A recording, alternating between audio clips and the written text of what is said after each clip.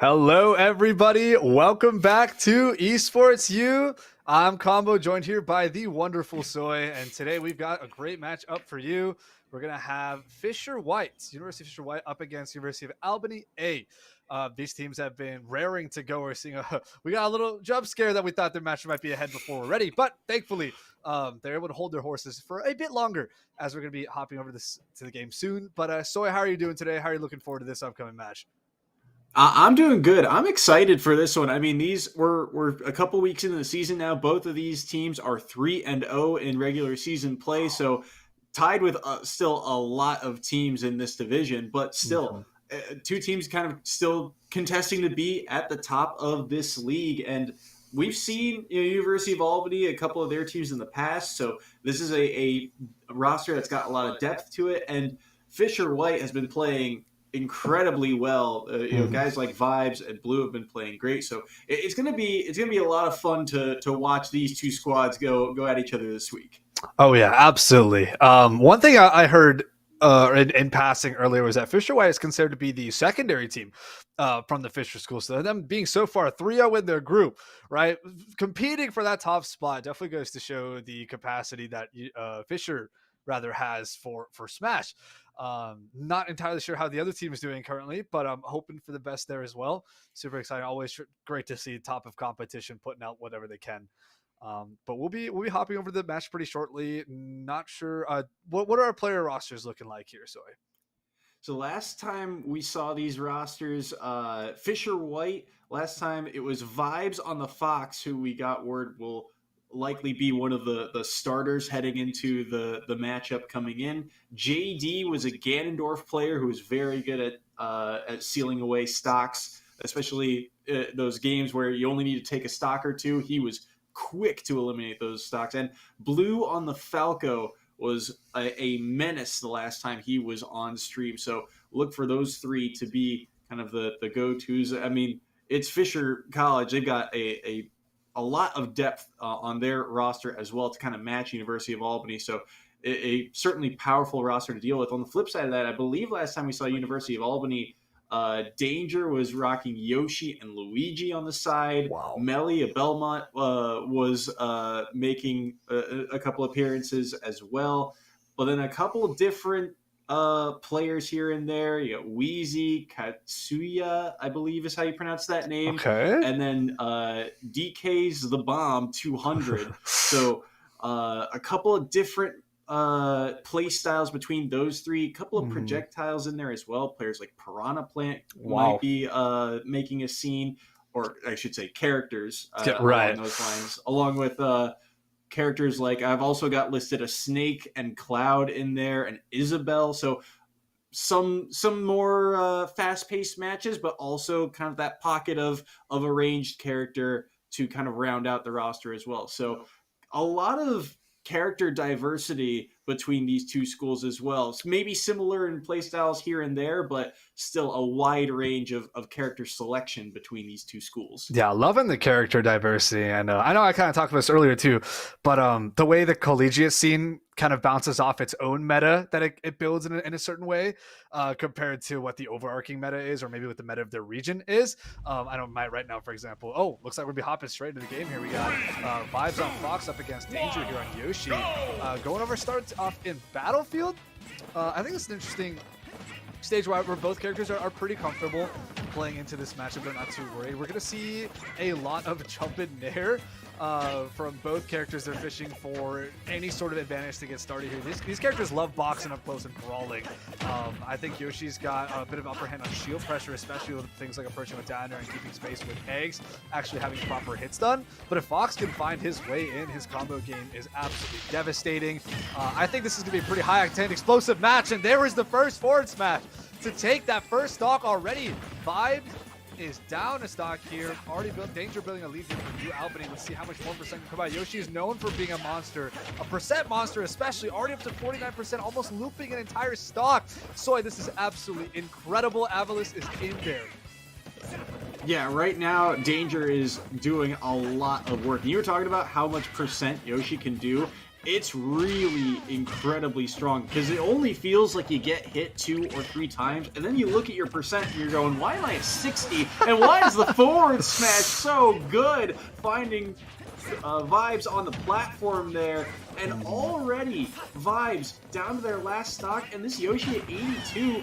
Ooh, nearly dying to that up smash though. That could have been huge, but look at that, just one forward air. 26 now onto Vibes. Right, we're seeing Vibes trying to fish for these kill options as we've seen these up smash. There's the backwards hitbox of it too, but earlier he landed that up smash around upper 80, maybe low 90, got him up to about 100%, somewhat near the top last zone of Battlefield, but not quite. And now we got Yoshi popping off with Rage here, but ooh, tries to get a little greedy with that edge guard, has ended up getting stage spiked against the Fox up special. Fox Fire, rather Firefox. He's not quite able to land there or get the stage tech, so they're able to be one stock down from UAlbany's side. But I mean, Danger is in a wonderful position nonetheless here. 69% on blue, or rather on Vibes and counting. We're seeing Yoshi fishing for these forward smashes, but ooh, great setup there, catching the missed tech on the Battlefield platform, bringing them down. But huge shield damage with that down special. Vibes will not be pressing those trigger buttons for a couple more seconds at least. Wants to get up option here, trying to challenge the side B, and approaching here up against these lasers. No worry at all.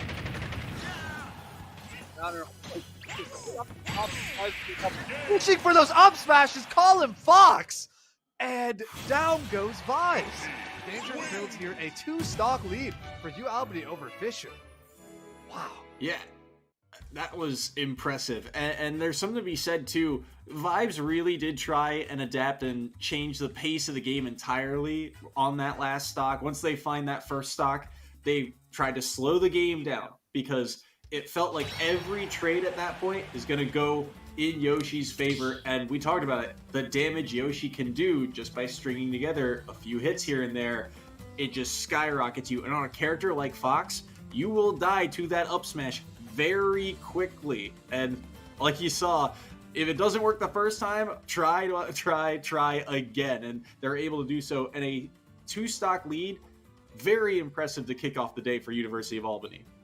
For sure, for sure. Hit him with the classic whiffer move. Go for it again. They'll never see it coming.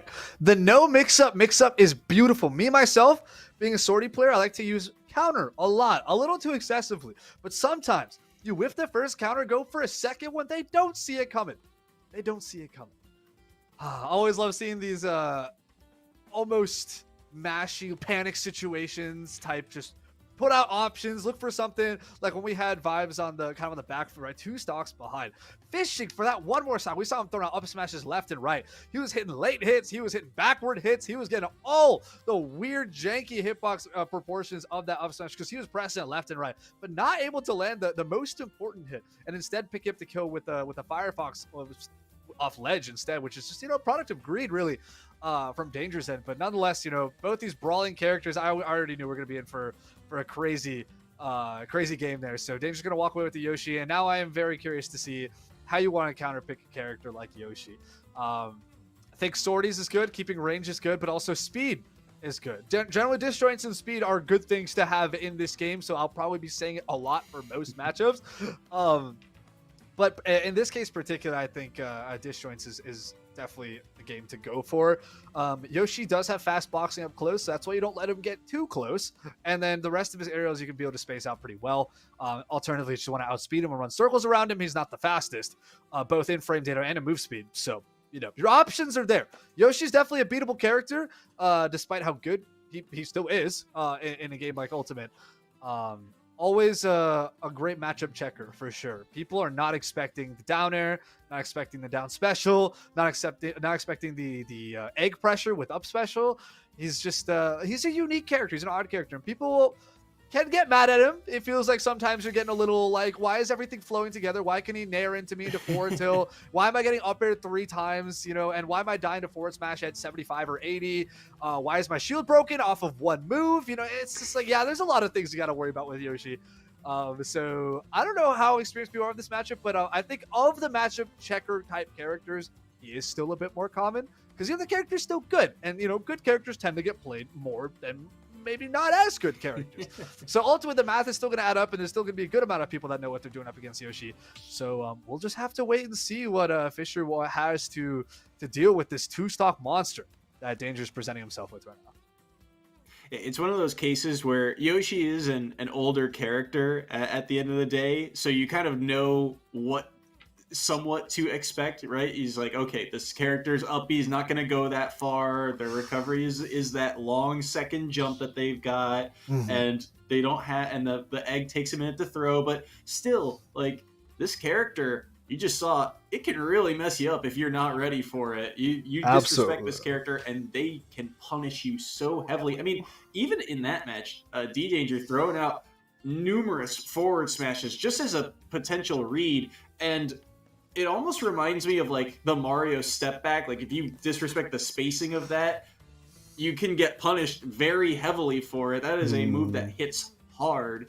And then, like you said, the combo game off of very odd stray hits. Like, you can get back airs, you can get the up air strings and juggle with this character. That nair is extremely good. So, I mean, it's a dangerous character, and one that's one that is counter-pickable, but not necessarily in the way that you, I think, would traditionally think, because of the way that Yoshi moves around, because of the way that you have to kind of play around this character. There's also the stage picks and bans happening now, but as we get ready for the second player for the side of Fisher White, they're sending a Lucas into the battle, and I'm curious to see how this one goes, because the Lucases that we've seen in the past have really been good, and Sock'em 16 certainly living up to expectations in the past. We'll see if he can do so here against D-Danger's Yoshi. Right, I think we're testing connection just a little bit. Maybe they want to see how the input lag is. I don't know if this could be like an actual test game. I think Yoshi's going to go for the SD, and they're going to get started. Looks like it's acceptable to both players. There's the taunt to signal it off, and we're out. So, yeah, I was talking earlier about kind of disjoints and speed. So I think Lucas might be lacking a little bit on the up-close boxing factor when it comes to speed. And his movement speed, I don't think, is that much greater than Yoshi, or poses the most significant advantage. But the disjoints can come in handy. They're not as long-lasting, and they're not as far-range as traditionally your sword characters or other disjointed moves may or may not be. But, man, that was a great grab right there. You got to utilize that range. This could be a lot more both characters kind of running in and looking to get their advantage state started. Ooh, great parry on the last hit of down air, but wasn't quite able to convert too much more after the up tilt. But that's going to be such an unfortunate self-destruct as he fast falls past ledge. Doesn't use his second jump and commits to the PK Thunder when he's already off screen. No way you're seeing that Electro Ball, and he is gone. That's a 3-stock advantage here for UAlbany. Danger has taken quite a few stocks, knowingly or not. Oh, great up smash read here from Sock'em 16. That's going to take a stock there. This matchup has been odd so far. It's really been a weird tide of back and forth, but what a great advantage state here from Yoshi. Pushing up to 71% and counting. Oh, and you can tell D-Danger really wants this next stock too. They've gotten all this percent. They're going for a lot of these forward airs. My goodness, that forward smash also almost connecting. And Lucas can die relatively early to some of these heavy hits, so Sock'em's going to have to be careful. The down B almost taking that stock as well. And D-Danger still at a very low percent here. Sock'em's got to do a lot of work, but they're not able to land. That's an up smash, and that's another stock gone. And D-Danger on this Yoshi has really done a fantastic job of not only holding this lead, but doing so much work of converting off the little openings that they're able to find. Oh my goodness. Even that egg into forward air and just a couple more hits afterwards. There's the forward tilt and the double up air. Forward tilt's one of the weirdest combo starters I've seen on a character, but man, it looks so cool. And it's great that Yoshi has an option to work off like this. But I mean, yeah, Danger's Boo doing a great job. He pretty much brought the stocks down to even, and now actually building a lead here. There's the downer. Crazy damage, looking for one read. That forward smash is safer than you think. You really got to be up in Yoshi's face if you want to punish it. There's the attempted spot dodge, but that down special has a lot of active frames, even if they aren't all the most damaging or threatening. So you're still getting hit out and it's still effectively resetting to neutral. There's the back here out of shield for a punish. She's going deep for potential forward air.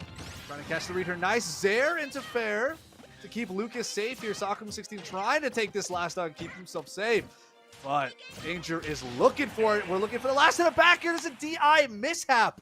And Sock'em 16 is going to go down. Danger has taken out 2 entire players by himself.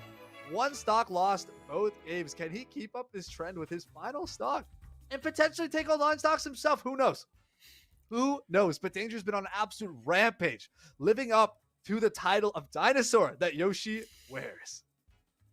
I mean, this was so good. I mean, starting a stock down, and you were saying, you know, Lucas, not necessarily the strongest, like you were suggesting the swords or the quick counter pick, and Lucas may not necessarily have those, but the little openings that they were able to find, and Sockham, again, that early SD, I think, really hurt their momentum. I think what ended up happening was they held down to try and get to the ledge, and the fact that they were holding down means that they actually miss it. They don't actually grab it, and that fast fall ends up pushing them too low. But afterwards, I mean, just the small conversions that they were able to find, and the ground control that was what really impressed me, because it'd be very easy for Lucas to just kind of Zair or side B and use those disjoints and just poke away at this Yoshi. And yet, Danger just kept finding ways in, kept getting nairs, kept getting forward tilts into up airs. And those up airs, the percent that they do, and the knockback on top of it, they get the juggles off the back of it. All of a sudden, Sockham was no longer starting at 0. He was starting to play neutral at 60, 70%. And Yoshi, I mean, D-Danger had no fear, too, of going off stage, even on the last stock. I mean, when you are that far ahead, why not take the risk? Why not be that much of a threat? And it paid off huge dividends there. And on that last part, like you said, a little bit of a DI mix-up, the back air catching them as they're still rolling away. So probably not DIing properly for that last one, but the work that this Yoshi has put in has built up a huge lead. And now for the University of Albany, they get that counter pick selection because they know exactly who this last player is going to be. They know exactly who this last player is going to lock in as their character. So they now have 2 chances off of whatever D-Danger gets here to try and counterpick this third and final player for the side of Fisher College. Yeah, I mean, UAlbany's lead is just it's insane right now. It's 7 stocks to 3. It's 3 players to 1 effectively, right? With Danger still holding on with his last stock. So it's there's so much climbing that Fisher's last player has to do here to try. And it really, you're not stopping the bleeding at this point. It's just trying to like hope for that like 2% chance you're going to live the surgery. It's really, really, really tough right now on Fisher's. And it might be more of a scope out knowledge, go next type angle. But we'll see. I don't want to call anything too early. Miracles happen. And honestly, I'd be down to see a miracle. That's always a good time. Always a good time. If you have 1 sweep and then a reverse sweep, I mean, that's really intense. And your heart sways back and forth, especially towards the end. You know, can he finish it out? Or is he finally going to get his flame snuffed out? Of course, inevitably having stocks taken against the last player too. There's all these bunch of storylines that could add up. But I mean, right now the math is not looking in Fisher College's favor. We're going to get a very combo-centric character with Falco coming in next year to deal with Danger's Yoshi. This is going to be an interesting matchup. I think this is be one of those matchups again where Falco is going to struggle a bit with his aerial speed. His moves just don't come out anywhere near as fast as Yoshi's does. But on whiff, one of grounded option that Falco's going to be going for a lot is up tilt. And if he whiffs an up tilt, he's not actually going to have too much of a problem. He's not going to necessarily get whiff punished too much. So I think Yoshi, what Yoshi does a lot to capitalize off his weird movement is to kind of drift back and whiff punish people who commit to moves that might be, you know, a lot more punishable, considering Yoshi's got the really fast nair. But Falco's one of those characters I think if you play these safer grounded options, something like that up tilt, he'll probably be fine, and that's going to mess with the game plan a little bit from Yoshi's end. And they're both going to have to play a lot of mix-ups and layer on one another. But I mean, right now we haven't seen a single up tilt. Oh, there it is. Commentator's curse. There it is. We got the up tilt combos going. Big stuff here from Falco. Nice catch on the air dodge. Gets a downer to follow up too, but Yoshi's going to use that side B armor to find his way out of those combos. But now it's Yoshi's turn, trying to read a bunch of percent, but Falco turned it back into his own, using that wonderful up tilt. That move really makes the character's kit work. Curious to see how the grounded neutral is going to play out here more, but honestly, they're both really sticking to the air right now. High percent here on Yoshi. It is possible for Blue to take this one stock without any stocks taken. Oh, and what a crazy read on that up smash. He sat there holding it. And Dangerous like, oh, let me try and challenge that. Bad timing. And Blue's going to walk away with all 3 of his stocks. So that's the best case scenario here for Fisher so far, right? Losing a stock to Danger right there would have been a huge blow to the potential that Fisher had to run this back. But so far, they're doing the best they can. With what they've got, they're doing the best they can. So let's see how much more Blue can really put into this. Falco is with momentum, a very great, like, carry forward type character, right? It's just combo after combo, air dodge read after air dodge read. The kill confirms can get a little dicey sometimes, but the damage will definitely be racking up. So I'm super hyped to see what they're going to try to do with Falco. Again, fast is good, disjoints are good. I'm probably going to be saying that a lot. That doesn't always work for zoners, though, so maybe I can keep that a bit out there for the next zoner match. Be like, oh, you might try something else. But yeah, I think with Falco, you can still try and have someone pull up close and box with him. Again, not all of his moves are fast. His grounded options, you have up tilt. That's his solid ground option. But you have the slower down tilt. Great knockback, like decent shield pressure, but it's a bit slow. So if you just want to run up and jab him, even chances are down tilt of your own are probably faster than his too.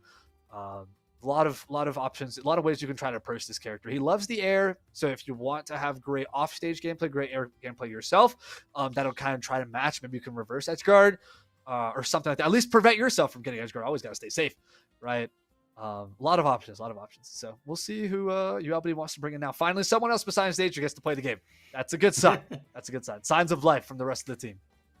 Yeah, and that was a huge stock for Blue to take there, because if D-Danger gets any more, that hill becomes even harder and harder for him to climb. But the fact that you get now 2 set, even though you give away the character you're going to play, and now you have to go through the whole pick and ban stage of stage selection again for the next 2 matches, at least you're starting this next one on even footing. At least you're starting it with a full 3 stocks apiece. And we've seen players many times here pull off these big reverse sweeps. They pull off 5 stocks, 6 stock swings. And with 3 stocks to play with, Blue is one of the players to kind of watch on this Fisher White squad. This Falco is very dangerous and very kind of pendulum-esque, right? You talked about the combo game. The kill confirms maybe, questionable at times, but also perfect at times. So we'll have to see how this Falco plays and what character they opt to play into that. But Blue has been really good when he's been on stream, and I think to start at least this game off on even footing is step number 1. Now, step number 2, you got to come out of this game with a W, and the Inkling is not going to make that any easier. Yeah, we got Katyusha from UAlbany as on the Inkling. Inkling's got a lot of weird hitbox shenanigans and hurtbox shenanigans both ways, where some of her moves are going to extend a lot farther than the rest of her, so it's like almost like a pseudo disjoint. And then there's also her, going back into her squid form, dashing through ink, or just going for the ink recharge too, and suddenly she has no hurt box, and it's like, what am I doing against this character? Decently fast, overall pretty solid moves, just a solid character all around, but can also sometimes struggle with killing. And wow, this is a great combo here coming out for Blue. There's the air dodge catch from the up tilt, not able to take a kill off the top though. Ooh, there's a read on the spot dodge, gets a forward smash. Foxes can still be able to recover, as is Inkling going to find her way back to stage. There's an attempted roller, there's the up throw up air attempt. But Inkling's going to keep herself safe. We're at high percents here both ways. Even if Blue's managed to take this stock first, which he didn't, it's going to go to Katyusha. It's still a pretty even match, and that means that Blue is going to have to work really, really hard to just make it past Katyusha for 1. And beyond that, with how many stocks do you have left? It's at this close of a game, it's looking real tough. This is a huge turning point for this match in particular, because if Blue falls again, you're down to your last stock, and already at 88% here. Blue's got to find a way to take the stock quickly. But the parry and the down tilt punish instead, and that's going to be the stock too, being able to shield that attack, and the up smash punish off the back of it is so good, so clean. Katyusha right now holding on to their 3rd stock still, and Blue, at this point, you can tell Blue is fishing a little bit for a way to take this stock here just to get themselves back into the game, but they got to be so careful because they're on their last stock, and anything that Katyusha gets here is just gravy on top. Right. I mean, if you do the math here, it's 1 stock to 6. It's not looking too great here for Blue. Katyusha has been doing a great job of kind of capitalizing on the greed on a little bit from Blue's side, but oh my goodness, this read after read with the roller and catching the roll out, throw back in, insane damage. Oh, there's the downer off stage for a stage spike, but I mean, 2 more stocks for Katyusha to work off of. I do want to mention before, kind of like what I was saying about Falco, where he can do a pretty good job with a lot of combo strings and do a decent amount of damage. Inkling especially literally has a built-in mechanic to do excess amounts of damage, an incredible amount of damage, super quickly. Even if it doesn't always feel like she's hitting a lot of combos, her Ink naturally just boosts her damage ratio such a great amount that it feels like even if you guys are effectively going even in neutral, she's pretty much winning if you're getting hit by those all that ink going on everywhere. But she's going to struggle a bit with the kill options too, unless she's able to land those rollers. Those rollers are so crucial for kill options. And we saw the punish of up smash off of side B as well, and potential edge guarding opportunities. Inkling can definitely try and box up there too. A lot of options for Katyusha to play with. There's going to be a back throw here, and I believe it will end up taking it. And that's going to be first game for UAlbany. Katyusha takes it over Blue, 2 stocks to none. UAlbany walking away with 5 stocks total over Fisher. Yeah, what a set that was, and I think really huge shout out there to Katyusha for the Inkling play, because it seemed even at first, but the second Katyusha got a lead, it became almost like a snowball going down a hill, because Katyusha was just able to take every single advantage. And you were talking about the reads that they had, just one small mistake, and they were able to explode that percent lead, from just maybe 10 to 30, 50, 60. And on Falco, I mean, that may or may not be a lot. You get that little bit of rage off the back of it. But, I mean, you take what you can get against a combo character, because all they need is one opening. All they need is one up tilt or down air to get their strings going. So if you can get what you can get, like Katyusha was able to do, then you just roll with it and see how far it can take you. And right there, it was able to take them all the way to a win. And I think at the end of the day,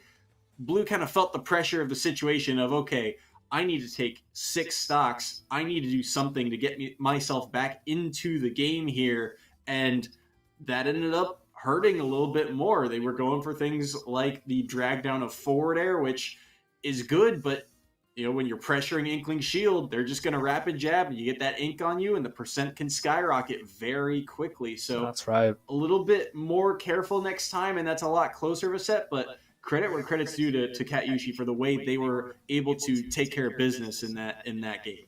Absolutely. Great stuff there to UAlbany for taking the first game. Now let's see what opening adjustments we can make here for UAlbany up against Fisher. So I think, of course, Fisher struggled a lot with Danger and Danger's Yoshi. I think of the 3 players we've seen so far, naturally the assumption kind of goes to Blue might be the most well-equipped to handling it currently, considering that both the other players kind of had to walk away with no stocks left after trying to, shooting their own shot up against Danger. So I just statistically, it seems like you want to be throwing in Blue first, but also I feel like character matchup wise and playstyle wise, that is the one to kind of mess with Yoshi the best. But that's only under the assumption that UAlbany is the one to open with Danger. I mean, honestly, I don't see why they wouldn't, considering Danger got through as many stocks as they did. So really, I think it's a pretty safe pick to go Blue's Falco first up against Danger. The only thing is you're kind of front loading your team if you want to consider Blue to kind of be the anchor of the team, right? In the back, but the potential, comeback and everything, it's all there, right? And you want to put that on your anchor. So now with the front load, this can be a bit dangerous for the game plan, but at the same time, this is how you stop the bleeding so you can kind of avoid a comeback situation to begin with, right? If you can have this Falco neutralizer, at least get Danger to 1 stock, right? You can have your next player, whoever it may be, do their absolute darndest, their absolute best to pull out that 1 stock and see how they can fare up against Katyusha's Inkling or whoever UAlbany's 3rd player may be. right? You got to try something new. Bashing your head into the wall, expecting different results is kind of the definition of insanity. So hopefully Fisher is not going to be looking to try the same opening up again, unless they're expecting UAlbany to also change up the Yoshi opener from Danger's End. But like I said, I don't know if they have a whole lot of reason to do it. So the mix of the mental game is still there, right? We might be looking at maybe a couple more stage counter picks too and everything. But I think this opening play is going to matter a lot for momentum shifts. Let's say that Fisher College does start with a non-blue opener up against Danger's Yoshi. And again, Danger's going to walk away with, let's say, 2 stocks. Even then, there's still time for Fisher to adapt and be like, okay, no, so now we send in blue, right? Try and stop that bleeding, right? It's a 2-stock deficit. It's going to hurt, right? You're in a 9-stock game. That's painful, but it's not the end of the world just yet. There's a game to play. So that's where you send in blue. That's where you try and make the recovery, the reversal happen. But, I don't know. We'll just have to wait and see what both teams' strategies are here, and how they're coming forward. Yeah, both teams are gonna have to think about it a lot. This is actually the first time that Fisher College has trailed in a set at any point. All of their wins so far have been 2-0 victories. So this is the first set that they have dropped this season.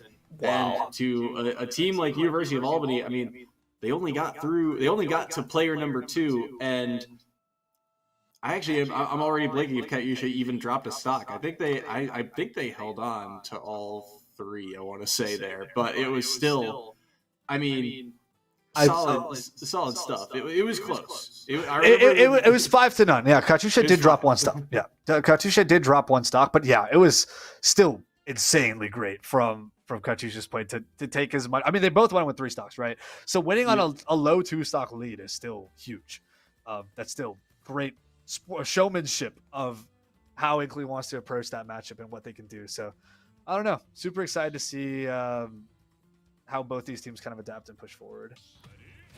Yeah, and we are getting a little bit of a switch up here. It's going to be D-Danger in for the side of University of Albany again as the leadoff man, but Ray is coming in here on the Mewtwo on PS2 this time to start us off. Oh, right. So there's another classic mix-up about these 3v3 crew battles especially, is within the set they'll be changing out their players, and of course that comes to a whole new new slew of characters, right? They've got their own character pool to work with. So now we've got a Mewtwo, a bit of a lankier, slower, almost more methodical character that can still get all great links going with starters like neutral air or up tilt, sometimes even a down tilt, or often down tilt rather, sorry, sometimes forward tilt. You get something big going there. But I think it gets a character like Yoshi. Having that big hurt box is not going to help at all. And also, additionally, Mewtwo is quite light. So I think it puts him in a big danger zone. But if he can kind of zone out and use the well-timed pseudo disjoints, not really disjoints, just long range. Ooh, there's the forward air spike. That's a tough one. Okay, we got back air chains, 3 of them. Ooh, catch him off stage 2. Think about Mewtwo's, he's got quite solid recovery. Do you have to worry about the teleport not instantly going for ledge grab? So you can go for more effective quote-unquote 2-frame against teleport characters, including, Palutena and Zelda beyond Mewtwo. But still managed to do pretty well. Also has a funky double jump like Yoshi does. But currently really struggling to lay down any percent. Yeah, and one of the things too, you were talking about how if this Mewtwo can maybe poke out and keep their distance, they might be able to keep things close. But that forward air tells me D-Danger is not going to give them any distance to work with. They just continue to run at this Mewtwo and rack up the percent on this very light character, like you mentioned. And D-Danger right now, the chase down, really just the movement of D-Danger also worth noting. Just being good at the spacing and knowing, okay, I can go in now. The second they touch this shield, I'm going to nair, and I know exactly how to follow it up. And Ray struggling off the back of it, already at 54, and still on their last stock, looking for a way to take the first of D-Dangers. A low recovery here. How do they get out of the corner with this pressure? Look at the spacing there, just barely D-Danger almost had the Oh into even more percent, and a forwarder is still not going to kill off the top. Oh man, there's the spike into an upper. I always thought there was gonna be an up smash. That would have definitely taken the stock. But yeah, I was mentioning before. Oh my goodness, he catches the roll on stage with an up smash, and Danger's gonna walk away with all 3 stocks this time instead of 2. It's a 6-9 stocks from Fisher to UAlbany. Ooh, that's gonna hurt Fisher. They had an idea. They're like, you know what? Let's send in a new player. Let's try something else completely, right? This isn't someone they played against before, right? Because Danger had dealt with all 3 of existing players on Fisher's end, but now it's like, okay, let's try Ray. Let's try someone else. Let's try Mewtwo. And it just really didn't work out. One thing I wanted to call out was the Yoshi's air momentum and his spacing, his drifting back of so many aerials. We saw Mewtwo try to go for an up smash out of shield, I think on a back air punish, and just completely whiffed. Right, there's just that perfect number of spacing. Although I do think up smash is not the greatest out of shield Mewtwo option unless they're really just right on you, because that doesn't have the best scoop hitbox anyway. But I mean, like, man, that spacing was real nice. The complete just whiff that up smash and get a fantastic punish. But also we got really well timed spot dodges too. I saw him spot dodging stuff like, uncharged shadow balls, like forward tilts, just right underneath, and then run up and forward tilt, just get something going of your own, or run up and down tilt, down smash, and catching those missed techs with the Nair a lot, and then following up to scoop her right back up in the air. Forward tilt, Yoshi forward tilt is such a fantastic move. It's going to hit below. It's going to scoop people that haven't teched on the floor. They still got an active hurt box on the floor, and then they go up, and it's free combo food. It's that kit flows pretty well into itself, surprisingly more than you'd think. Yeah, and I made a note here that D Danger, the other character that they have as a pocket, is Luigi. So now that combo game really starts to make sense, that you've got to make your 1 or 2 openings really count, because all of a sudden your lead, if you land that combo, just explodes, right? So now you see the combo game, and you can kind of see a little bit of that in the Yoshi too, right? With that little bit of drift back, with the way that they're able to, make those 1 or 2 openings count if they get, the forward tilt or the up tilt or those up airs brought together. And I almost feel like for Ray, we were talking about the ways that you could play this matchup. I almost feel like you have to treat the Mewtwo kind of like you would a Pikachu or Pichu Yoshi, in that you got to make that combo count when you get there, but it's going to be difficult to kind of set that up in the first place. And D-Danger just not giving them the space to set up at all, just constantly pressuring, weaving in and out of the hitboxes of Mewtwo, and then even the armor that we didn't really see could have come into play there as well in that case. But I mean, D-Danger is just playing. He's playing with his pants on fire right now. He is just all over the place and on a tear. I mean, this is now, 8 stocks that he's taken just between match number 1 and match number 2. So this Yoshi is I mean, he's a one-man wrecking crew right now, and Sock'em 16's got to do something about it for the side of Fisher College if they want to pull off this comeback. Right. This is a rematch here and Sock'em 16 is looking for revenge. He did get a pretty solid up smash read off ledge to pick up that 1 stock off of Yoshi, but that's all he was able to take. It was just a 1 stock. So let's see if Sock'em 16 is able to get in on Yoshi a little bit more, get a lot more of those damage loops going with stuff like down to a forward tilt, or just zone out with PK Fire and maybe land a PK Freeze or up smash for those final kills. Even a down smash at ledge. The scary thing about offstage, though, is as we mentioned before, something we haven't seen come out a super lot, just because the situation's never really called for it, is the armor on Yoshi's double jump. Wow. Down special into up smash. It felt like Lucas has hit Yoshi so much more than Yoshi's been able to hit Lucas, but man, these damage numbers are just not in Lucas's favor right now. There is a whiffed grab, there's a forward tilt. We have Yoshi off stage, but that armor is so hard to contest. What a forward smash. Finally gets a punish. Here's the PK Freeze looking for something huge. Great Nair punish out of shield after the up special egg throw. Trying to keep damage even here, but I feel like there's a lot of kill moves that Yoshi can just kind of throw out, and a lot of pressure that he's applying on shield with stuff like down special and down air, that it's still always a delicate situation. You're almost always in kill percent when you're up against Yoshi sometimes.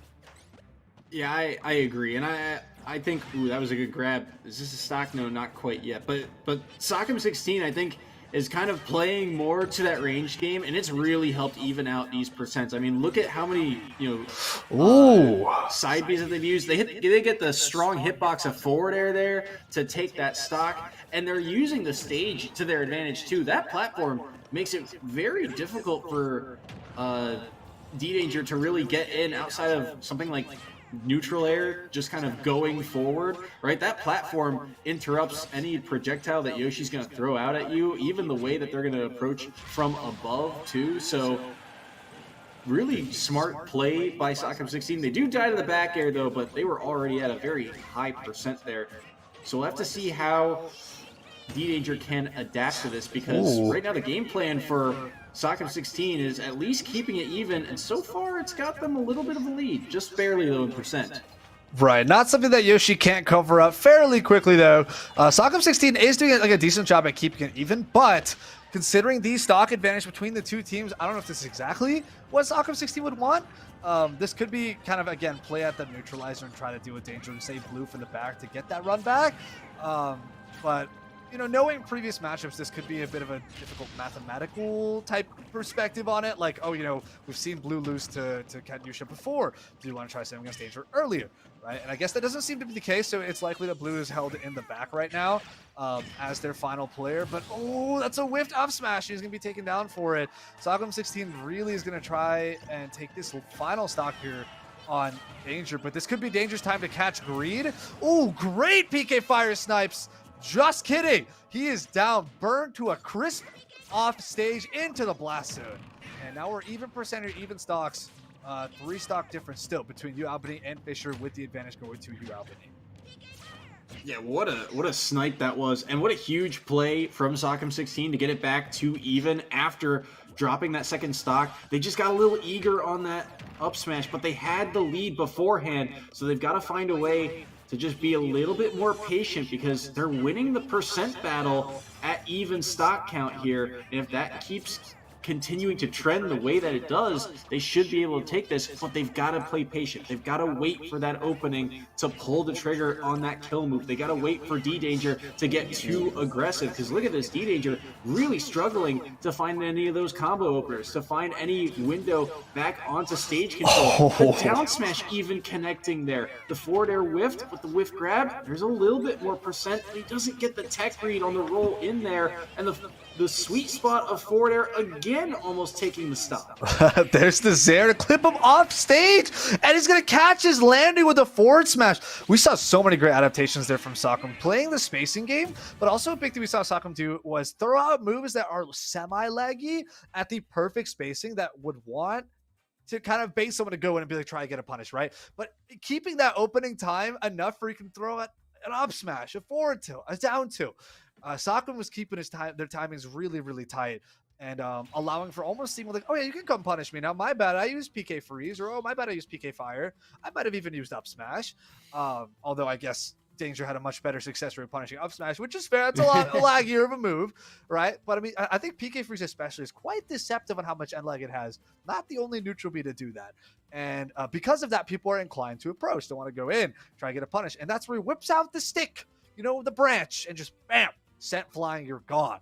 So Sockum 16 is going to walk away here with 1 stock, trying to hopefully neutralize Fisher and Momentum a little bit. UAlbany is still going to have a 2 stock lead here, but at least it's finally 2 players to 2 players. So that's something that you like to see if you're a Fisher or a Fisher fan.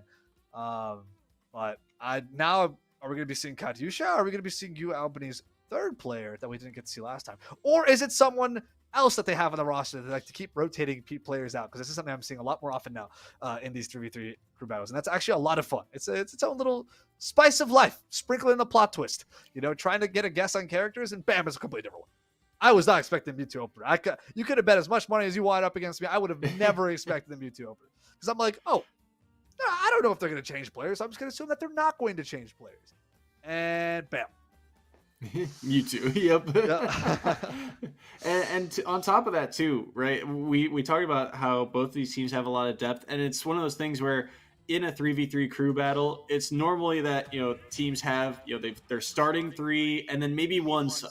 You know, maybe they've got 2, but these schools, I mean, they've got 2 full teams. They've got 5 guys per team ready to jump in at a moment's notice for these matches. So the depth that these schools bring, it's really fun to watch. But it is Katyusha who we are going to see for the second time today to try and take down this one stock of Sockem 16 and see if they can get to that third player. And Right. Inkling, I mean, it's certainly doable, especially the way that they played against Blue to close out the last set. And the damage this Inkling can do is incredible. So Soccer 16, again, has to play so carefully here.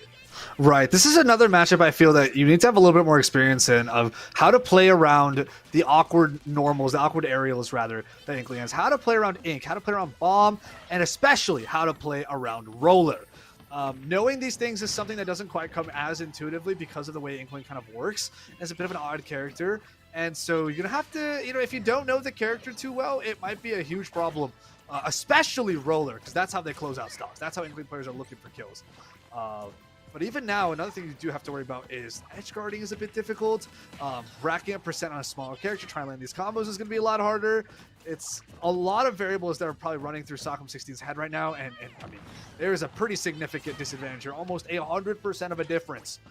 Pretty big kill range, but without Roller, Inkling's going to struggle a little bit. This back air, even towards left side of stage, isn't quite enough. But what a bomb to apply enough pressure to Lucas to kind of force him to use PSI Magnet to try and keep himself safe, maybe absorb it or maybe reflect it, but in doing so, dropped flow enough where he's not able to recover with BK Thunder. Great planning there from Katyusha. Going to walk away with all 3 stocks, 6-3. That's something we saw last time too. I believe we did see a 6-3 because it ended up being a 5-0. I believe, right. Yeah, we had Luz Falco up against Katyusha as the second player. That's right. So we might be seeing a rematch of a 6-3 stock difference here. So let's see now if Blue can, face the music, face the Inkling, and make a dent into Katyusha's great game plan, honestly. Or if he's going to get rolled over. No pun intended. And I also think it's interesting, too, because, again, we've only really seen D-Danger and Katyusha for the side of UAlbany today. But like you said, the play style that they've kind of adapted of these awkward hitboxes here and there, but the combo game that they've got off the back of it, right? The expertise that they've got to pilot these characters that maybe not everyone plays. I mean, I don't know how common Yoshis and Inklings are in something like online where you can get a lot of practice, but still, I mean, the ability to convert all that percent off of the one opening that you get seems to be kind of the staple of the UAlbany play. And right now, I mean, it's working. They're just kind of implementing their game plan and forcing their will into these matches. They're saying, we're going to control the pace of these games, and we are going to make our openings count the most. Because right now, I mean, you think about how Sockem 16 had to play that match just constantly in fear of something like Roller, some opening like a neutral air, and they just have to kind of wait, play a little bit more patient, use a get off me move like forward tilt or down tilt, or a lot of times what we saw from Sockem 16 when they were trying to recover is that they'll grab the ledge and they'll do the Zaire back to stage, and not necessarily the safest of options, but a good mix-up. A lot of the time it worked a lot of the time, but you could tell that it was a little bit of a reach, right? That felt like something they were pulling out of their pocket to try and get themselves back into the game, back onto stage. And when you're playing from behind like that, you're going to need to pull out those tricks, but you're also going to need to find a way to get something else off the back of it. It's going to work once or twice maybe, but not the third time. And so that's where you got to be very careful here. And in terms of adaptation too, we've already seen Sockem 16 in their second set adapt to how they wanted to play against D-Danger by picking a very strong stage for themselves and completely swapping up their play style from the first time they played. We'll have to see if Blue can do the same here if they choose to send in Blue this time around. Yeah, I think I have some special news for you here, Soy. If I'm getting this information correctly, it turns out the next player, I think, from Fisher College and their final player for this game is going to be JD the Ganon. And I think that's a doozy in itself. There's a lot to unpack here. Having Ganon as your anchor, having these big body, heavy, big hitter type characters in crew battles is a complete momentum gamble, right? If they're in your head, you're dying at upwards of 40%, right? You could just the hardest of reads and you're gone. But alternatively, if they can't find their way in, if they can't find the right reads, they're getting slapped around left and right like a tennis ball, right? There's nothing that they're doing. They're being ping ponged by one player. This isn't doubles. It's just they're that big, they're that large, they're that susceptible. They're getting comboed, and their moves aren't fast enough to help themselves break out. Their defensive options usually aren't the greatest. Their out of shield options aren't always going to be the greatest. And so these types of characters, this archetype is really, really interesting to pull out in a crew battle, but especially on one where you're on your back foot and as your final player, their anchor up against a fast character, high damaging character like Inkling, who utilizes you having a much larger hurt box, which allows them to hit things like bombs, ink, and rollers so much easier. It's like one of the craziest gambles I've seen. I do not know what's going to happen here, but again, Ganon is Ganon, right? 2 downers, 1 up smash, 1 F smash, maybe 1 reverse warlock punch, maybe even an up tilt. Could be a great forward air off stage. Who knows? You're dying in pretty much every move in Ganon's kit. Jab can kill you at enough percent. You got to always be looking out against Ganon. Like, yeah, okay, on paper, this matchup sounds pretty doomed for Ganon. I don't want to be any sort of naysayer about what Fisher College strategy is here, but I'm definitely skeptical about the potential that Ganon here is going to hold up against Inkling of all characters. But I mean, miracles, as I said, can always happen. So let's see what we're getting ourselves into. Miracles start with a big swing in momentum, and these heavies can bring it, but it's up to Katyusha to shut that down. Small battlefield, the stage, and I think this is more for JD, right? The fact that you can control those platforms a little bit more if you especially can keep Katyusha to the edges of the stage, but so far Katyusha just in the face of this Ganondorf. And you were talking about the lack of defensive options. That's going to be a huge factor throughout this game because Ganon can get so much out off of one opening, but they're going to be pressured so frequently by this fast Inkling that's going to be just, I mean, look at this. The back air drift is so hard for Ganon to deal with. How do you get in when the movement is so quick? Yeah, he's finally able to land a grab punish on that. And oh my goodness, gets 1 forward tilt after a down throw nair, already 45%. Looking for something crazy here. Potential edgeguard with the downer is going to rise with the nair. Honestly, I want to call this stock about even. Knowing the characters and what they're supposed to be doing, the percents, I mean, yeah, they tell a story, right? Looks like the Inkling's quite ahead, but okay, now I'll give this a bit of a disadvantage to Ganon at this point. But I mean, 90 to 50 is almost about even, right? A couple more hits from Ganon, suddenly that Inkling's at 80, and that's kill percent. Oh, what a great gimp. Amazing offstage gameplay there from Katyusha, just catching those jumps, catching the air dodge, securing that kill, knowing that Ganon really can't mess with too much. I don't know if that up tilt was a misinput or what, but that is a bit unfortunate, or maybe one of the most insane reads that they've ever gone for. Definitely wasn't hitting in 10,000 years, though. Just a little off. And JD, I mean, the other scary thing, too, that you have to worry about if you're Katyusha here, they haven't had to worry about it so far because they've really been just connecting all of these hits, but when you are a character like Inkling who can just rack up damage with all that extra ink on a character, you're feeding the heavy with rage. So all of a sudden, you are going to die a lot sooner if you don't find that kill confirm or that kill or a bomb off stage like that. That bomb angle guarding is so good today. Yeah, that bomb angle was beautiful. Perfectly catching trajectory, all of it, the in-place air dodge, so it doesn't actually change your momentum. You just keep going down the same way you were, and the bomb was following that perfectly, and he was gone. But we did see a forwarder at ledge finally take a stock here from JD's side, but it's 1 stock to 5. This could be another 5-0 with Katyusha standing over. It's looking like it. There's the roller. It's a back air, catches that roll in both ways, but still able to shield in time. There's the Ganon side B, the flame choke. But still getting covered by the bomb too. Tries to recover onto ledge, get caught by roller into the dash up smash. 183.7%. JD goes down. Katyusha stands victorious. 2 stocks on them, 5 stocks for the team, 2-0 for the set. And UAlbany is going to take it over Fisher College. That was UAlbany A up against Fisher White, their secondary team. So both these, as you said before, are 3-0 in their group. And now looks like we have our conqueror. We have our 4-0 versus our 3-1. And it's going to be going over to UAlbany A as the 4-0 in their group. Congratulations to them. What a great set, Soy. What a great set. That was a lot of fun to watch. And again, characters that maybe you don't often see. The Yoshi and the Inkling putting in so much work. D-Danger looked fantastic on the early set, and in the later sets, there were some adaptations he had to deal with, but still put in so much damage. And then Katyusha playing cleanup crew and as only the second man of University of Albany. We didn't even get to see a third player because Katyusha and D-Danger were playing so clean. A lot of fun to watch, and I can't wait to see what they do down the line. That's right. That's right. I believe that wraps it up for us here today. Thank you all so much for joining us. I'm Combo. My Twitter is listed right here. If you have any feedback or want to talk, drop a follow, whatever, always available, always super appreciated. Joined here by Soy.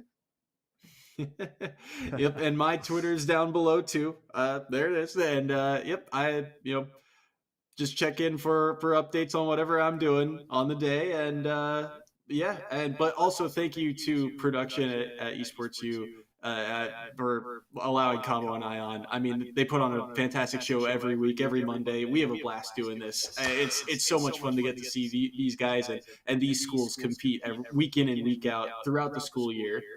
Yeah, it really is a grand old time. So we'll be back here as soon as and often as we can, but do stick around for Esports U and ECAC. The circuit continues, as does this stream. I think we'll be switching over to another event shortly. So do keep that in mind. Don't go anywhere. Stick around, engage. But until then, we'll see you guys next time.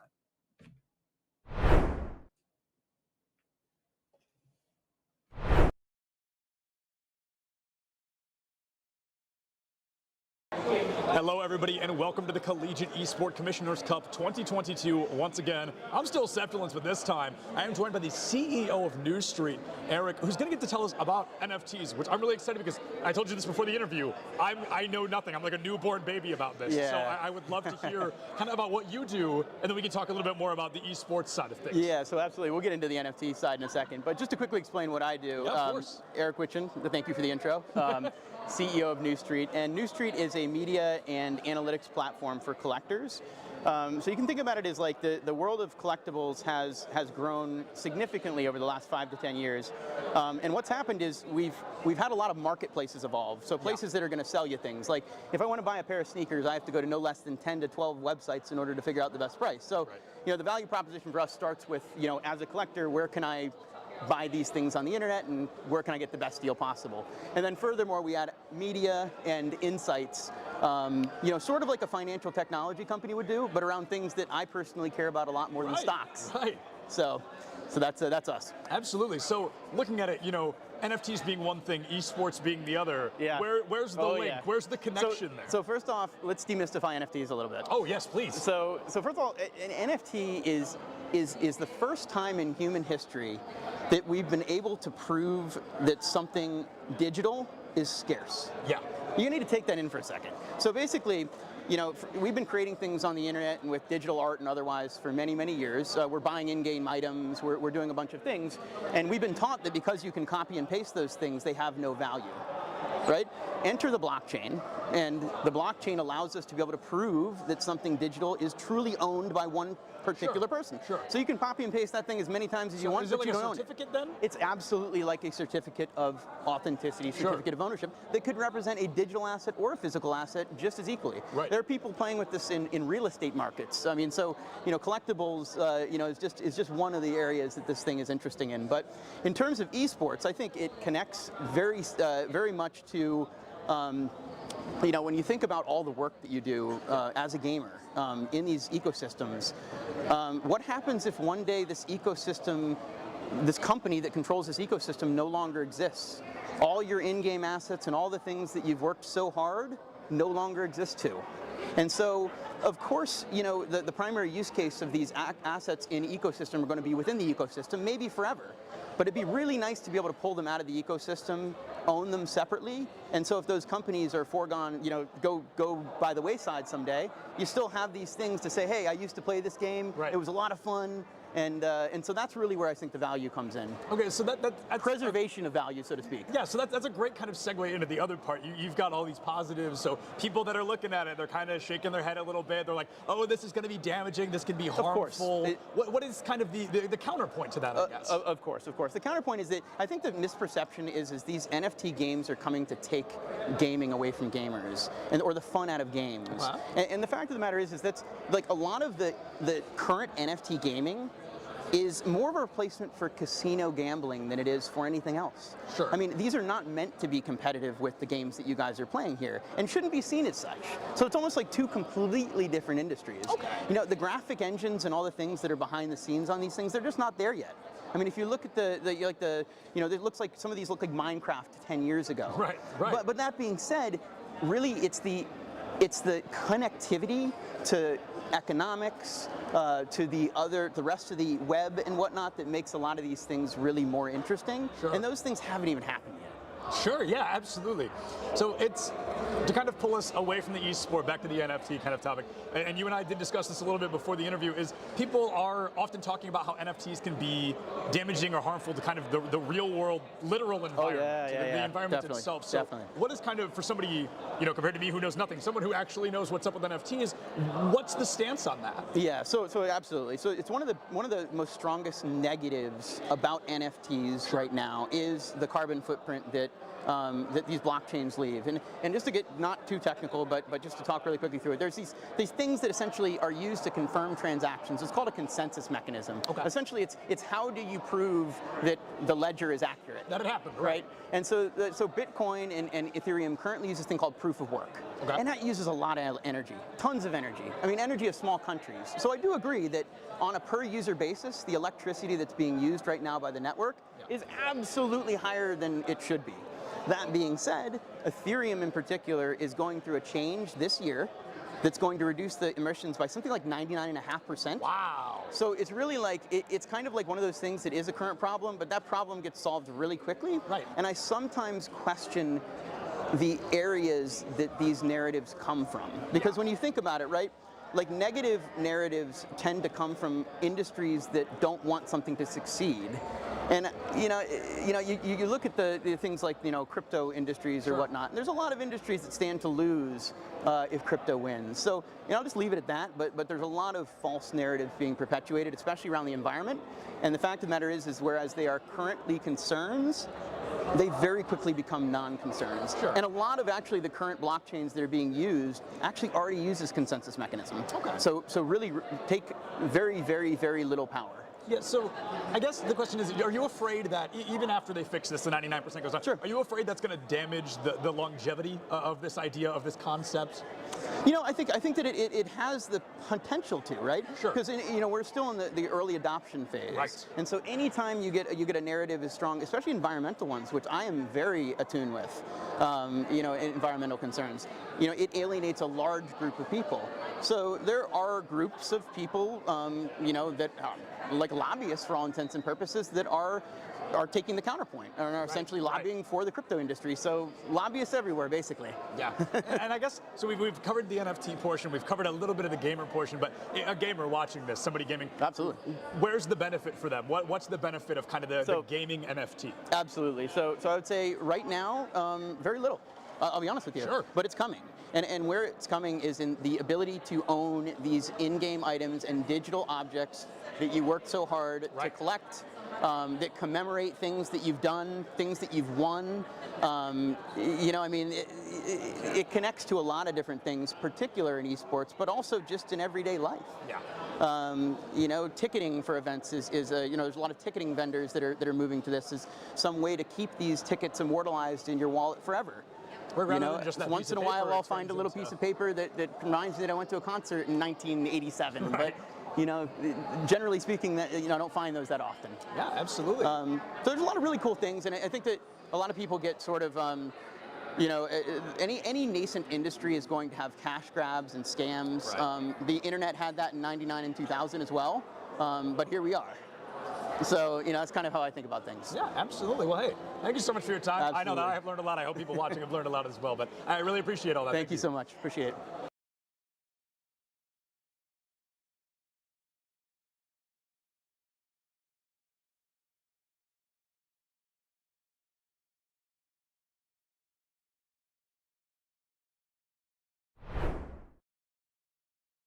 First, can you just tell me a little bit about yourself? Hi, so my name is Caitlin. I'm a part of Farmingdale State College's esports club. I am captain of the Valorant Green team. I am a second semester sophomore at Farmingdale State College, and I'm 19 years old. Okay, do you like Farmingdale so far? Yeah, it's really great.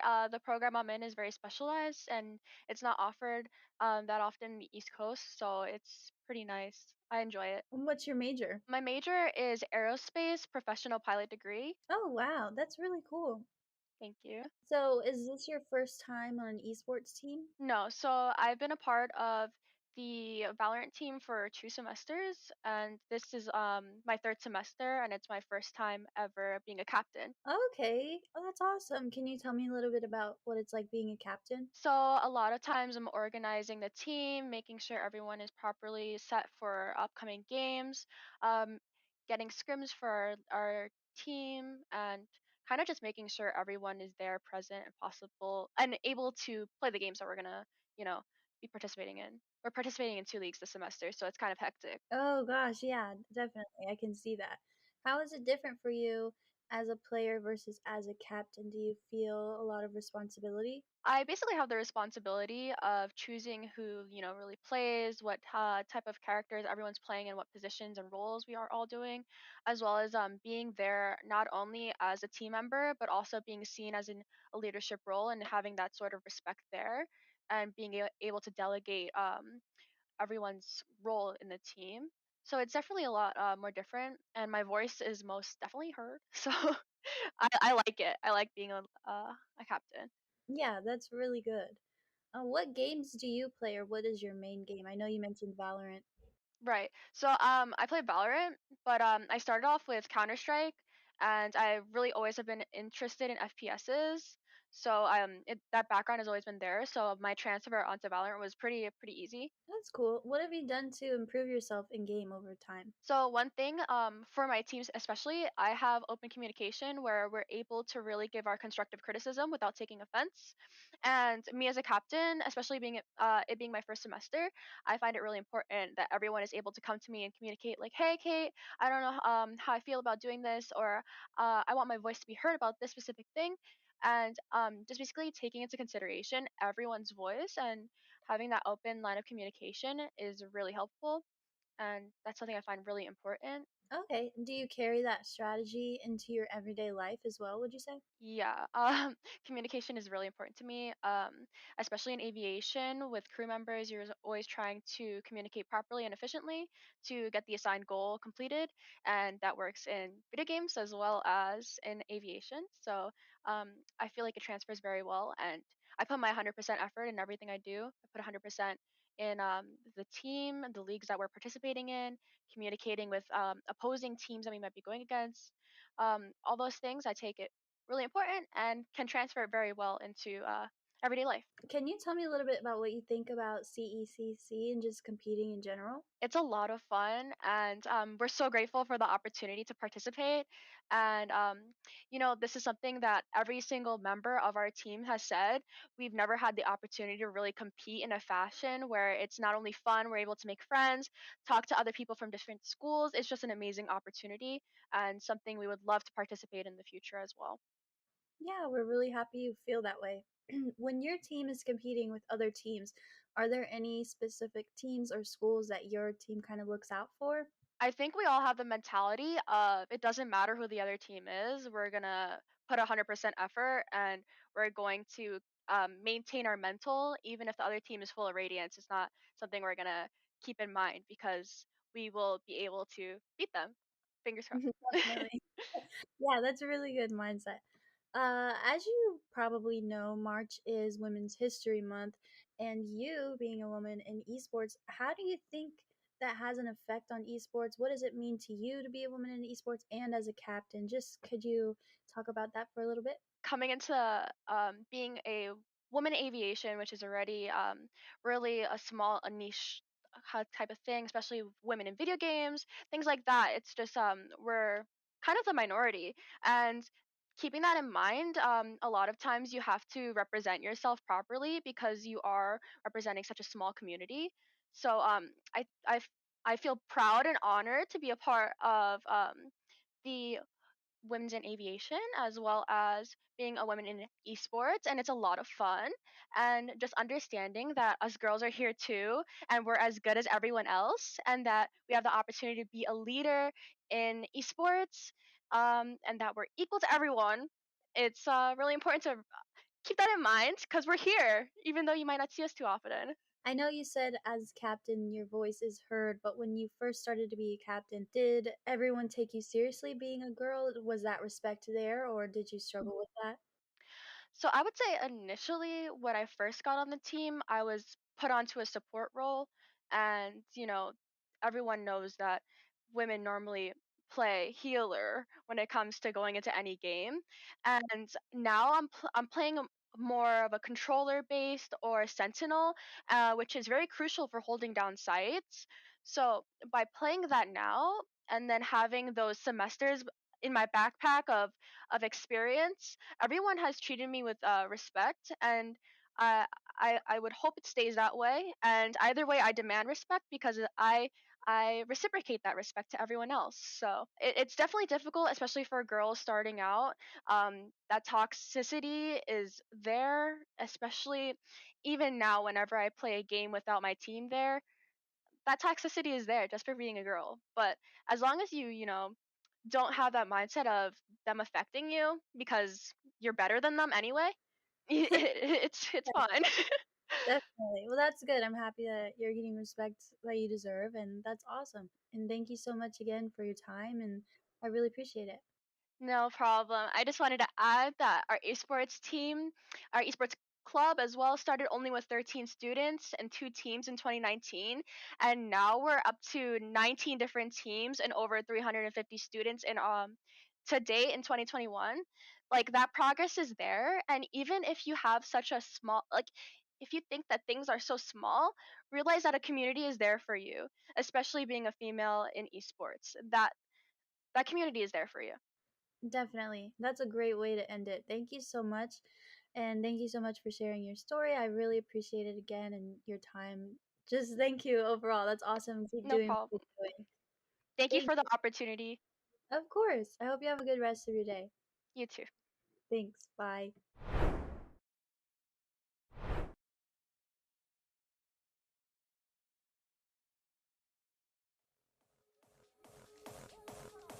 Hey guys, KTAD here, and just like that, another season of ECAC Esports regular season play has come to a close. Over the last 8 weeks, we saw a crazy amount of hype competition from some of the best collegiate esports has to offer, and as usual, you guys have me one last time to break it all down and to show you guys what we thought were some of the top plays this week. And honestly, guys, I don't have much more to say. Just check it out because I think we've got some really incredible clips here. Let's take a look. In our opening clip, it's Professor Dementium with a straight boot off the stage to kick things off for Bloomfield. Got himself one. Kick back off stage though. Able to air dodge is going to be that Bowser. He'll do it again, and he'll also bring himself that down smash so he gets quickly back before that Falcon's able to take any sort of advantage. But well, you're gone. The spikes come through. It's a clean kick to wrap things up, and well, he's got one. He's got one stock for his troubles. Up next, the duel of Donkers and Robeast have some things to say with this beautiful 1-2 combo to close the door on Albany. Hit the intersection and go straight up in the air for Robeast, who's going to work Central Missouri into the offense. Flip reset's a good one. The pass down to Donkers, and he finds the net. A 3-goal deficit in Game 3. I gotta say, Curtis, it seems like after these two teams came out of Game 2, right? Again. In our next play, who needs to be able to see your enemy when you can just take a educated guess? Great, 1-for-1 over towards Catwalk. There's still more where that came from. Myranium is next up, and he will take a couple too many fights. Solsta as well is going to be able to take a couple of fights, winning them both. It's 1v3, and Novacorium won't be able to do anything. Johnson, Wales. At number 5, it's Saltonics with this huge flank onto Cole College to secure Temple of Anubis for his team. Right now, it's got to be just destroying it straight up. Maybe with the Coalescence, maybe the Supercharger, but that Riptire could just immediately rip through. Here's that Riptire. It does move Joker, but it could have been a catastrophic play. Now Nightbolt is pulled all the way off the point, and that's an easy one. Tonic's coming in with a triple off of that crucial Rocket Barrage, and that is all of them off the point. Now it's down to Joker just to get the touch onto the point. Tracer. Coming back to the Bloomfield versus Keen matchup, it was a clutch finish from Zenipu as he finishes off Brandon without dropping a single stock. No, one more lease on life. Lease on life indeed for Brandon. Looking to hold the ledge, but a recovery from Zenipu. He says second time's the charm. He'll send him to the moon, and once again, Zenipu will not drop a stock. Last packing our way into the number 2 spot though. It's a 4K from Butta to cement the lead for Providence College. Back roads around the high ground to try and avoid that as much as possible. Oh my absolute days! Here was me looking for that Transcendence to counteract the grab, and no, it was just a big fat go button. In comes the pulse bomb. Down goes SUNY Poly Wildcats. Phil, I can't remember the last time I've seen... Last packing our way into the number 2 spot though. It's a 4K from Butta to cement the lead for Providence College. Not much more. That tap can go a long way in the latter half, right? Now Retna bringing out that Stimmy, trying to get the opportunity to move the team in forward. Okay, there's that showstopper I was thinking about. It looks like D-Nuns is going to have that show stopped. Sal, not particularly far behind, a 4v2. But really starting to wake up here on the race. Yeah, wow, so impressive. And 4K there, just going straight through the entire team like a bulldozer. Will not stop until all are taken down. And in our top play from the last week of regular season play, it is a nail-biter last-second goal that will keep you guessing until the very end. Leaves their own open, a little bit of high pass, you angle it in, but it's just off the top of the goalpost. Top of the goalpost coming in deep. Matrix able to find something here. The demolition comes through. 7 seconds left for a true game win, but in overtime feeling incredibly likely, but tied out of a wide open goal. No! Orbital, the waffle iron has been flipped, and Farmingdale finds themselves up 4-3. 2 seconds left on the clock. The only hope for Louisville to win this out is with a kickoff goal. They cannot make a single mistake, or they will. And with that, I mean, what more do you guys want me to say? It was a crazy week to wrap things up, but it's really just been a crazy season overall with the addition of Division A and what I personally think is some of the most competitive action here in collegiate esports. I mean, what a season, and there's only much more to come.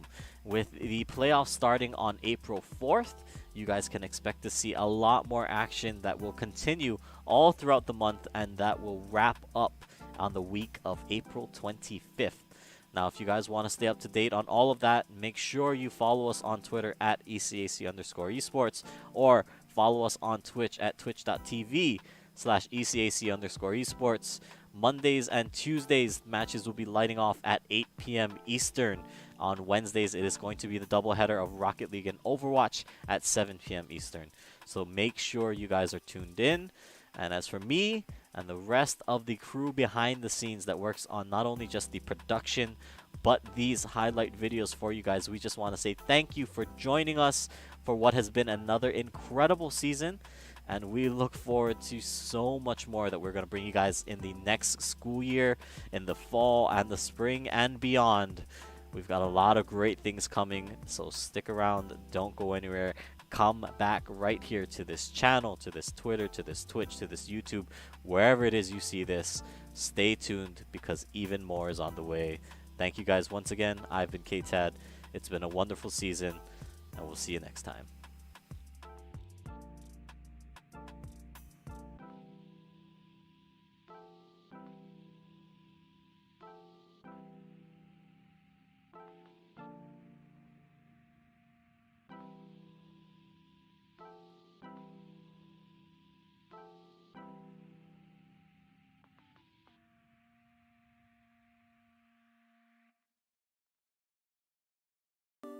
That's so cute.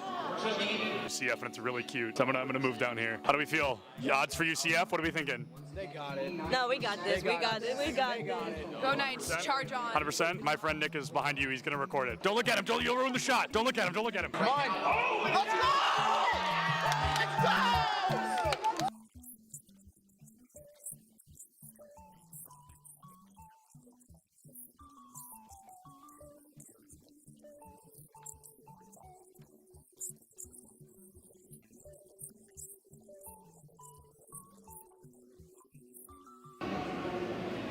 My smile's probably really creepy. I was just being weird. Oh, I love being in the shadows, though. Big shout out to the shadows. We could interview Dilly just because I think he's handsome. You weren't supposed to hear it. Here's the thing about the event. I'm the greatest that's ever lived. Literally true. I know him. I think everyone knows that. I think everyone's aware of that. Hey, do you have a VIP access badge on? I actually have an all access. Oh, an all access. I thought it said VIP access. And that's only available for the best.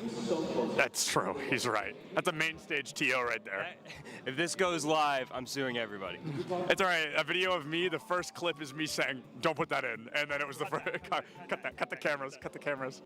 Oh, you're recording already? Great. So this is this is Bay State versus UCF. I believe something that we saw yesterday on day one of the tournament, but instead we're gonna have that run back here. I think they're fighting for a spot in Grand Finals. Anarchy, one of the best Greninja players in the United States, currently struggling against a Terry. Terry notorious for that DLC privilege, being a very strong character with some very strong abilities. Greninja, not so much, considered one of the weaker characters in the game. A Falco player, one of the best in the United States, and he just got spiked by a Terry. Same Terry that took out Anarchy literally minutes ago. UCF still up by 2 stocks. This guy is looking to rip this team apart single-handedly. That is, I mean, nuts, to say the very least. Absolutely absurd. That was a disgusting spike. I cannot believe that happened. Will you hold the microphone so I can sign this? Sorry. For context, he's got a fan. He's actually signing something. He's so excited. What was it like to not hear my voice for 2 minutes? For 30 seconds, maybe. What was it like? Probably bliss. I was signing a mouse pad, which is really cool. I've never done that before. Nobody's ever asked me for a signature, so I'm going to start blushing, but I'm really excited about that. And then he wants a picture. Can you take a picture of us? I said, is it bad? She went, no. I'm going to go ahead and take that as a yes. Turns out I can't tie a tie sitting down. What do you think is the appropriate face-to-screen ratio for a Valorant player? Face to screen, like how close I sit? Yeah, like how close should a player sit? Personally, I play really, really close. I think it depends on your eyesight, but for me, I like playing close because it helps me focus on my crosshair. Is the value of sitting close, the crosshair being the only thing in your line of sight? Yeah, that's pretty much the main benefit of it. It's so funny how close some of these guys sit. Oh my goodness. What do you think is the healthy face-to-screen distance for a Valorant player? I think it's all kind of personal preference. I guess I would consider myself like pretty close when I play because I like to like zone in on my crosshair. It is the second person to say that. It's all about the crosshair. And then what's up with the horizontal keyboard? I don't know, like it just kind of fits like the form when I'm close to monitor. Like I don't know, it might sound cringy, but I like to like be one with my gun. You know? No, bro, I feel it. I feel it absolutely.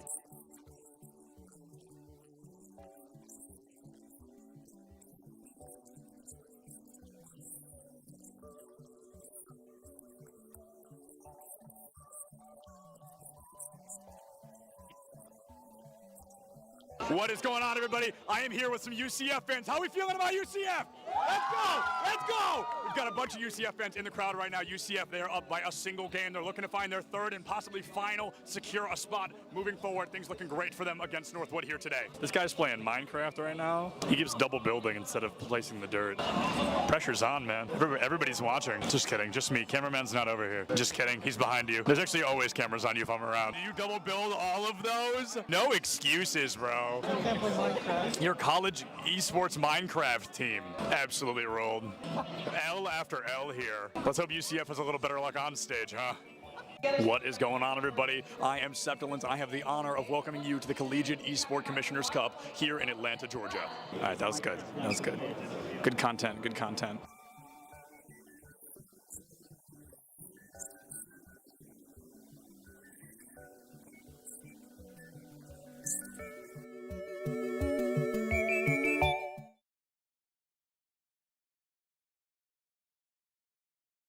My name is Dusty. I'm 24 years old, and this is my first year at Bay State College and first year towards my bachelor's there. But I've been going to college for a few years now, or several years now. Cool. What are you studying? Right now, I am studying human resource management in Nice. business. Yeah. Do you like Bay State so far? Yes. Yeah. It's been pretty good so far. It's only been 1 quarter, but I like it so far. So Where are you from? I'm from SoCal. I'm doing it uh, remotely from Southern California. So, what games do you play? What's your main game? My main game is Smash Brothers, and that's what I compete in. So Super Smash Brothers Ultimate. Okay, what character do you like? Wii Fit Trainer is my main character. So, how has it been being part of a collegiate team at Bay State? Have you been on a collegiate team before?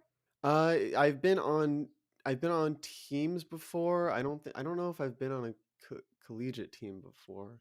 Um, I think this is my first collegiate team, but it is really nice, and the teammates are really supportive, and I've met some cool people, so that's nice. But I definitely do have experience like with teams, so uh, it's nothing like super new, but it's always good to be in a team, have that support. A fresh team. Yeah, that's cool. So, how long have you been playing Smash? I've been playing Smash for about like 7-ish years now. Well, I've kind of played it since I was like really young, but like competitively, I've played it like 7 years. I played since the release of of Smash 4, which was the previous Smash game, and now I've played into Ultimate, so quite a while. What has been your proudest moment since playing Smash? That's hard to say because I've honestly had a lot of good moments. It's just I feel like every other week or every other month I have a new moment where I'm like, wow, that's the best I've ever played, which feels good and makes it, I keep going for stuff like that. But every time I play and I play a tournament set and it feels really good and I feel like I'm playing the best I've ever played, probably each of those consecutive moments. I just had a tournament a couple weekends ago in Las Vegas where I placed ninth out of nearly 400, I think, and I think that was one of the best I've ever played, and that felt really good. So that was a really big accomplishment for me. So, you would definitely say over the past 7 years, you said that you've grown a lot in the game? Yeah, I think I've grown a lot in the game, and I think I've also grown a lot just as a person too.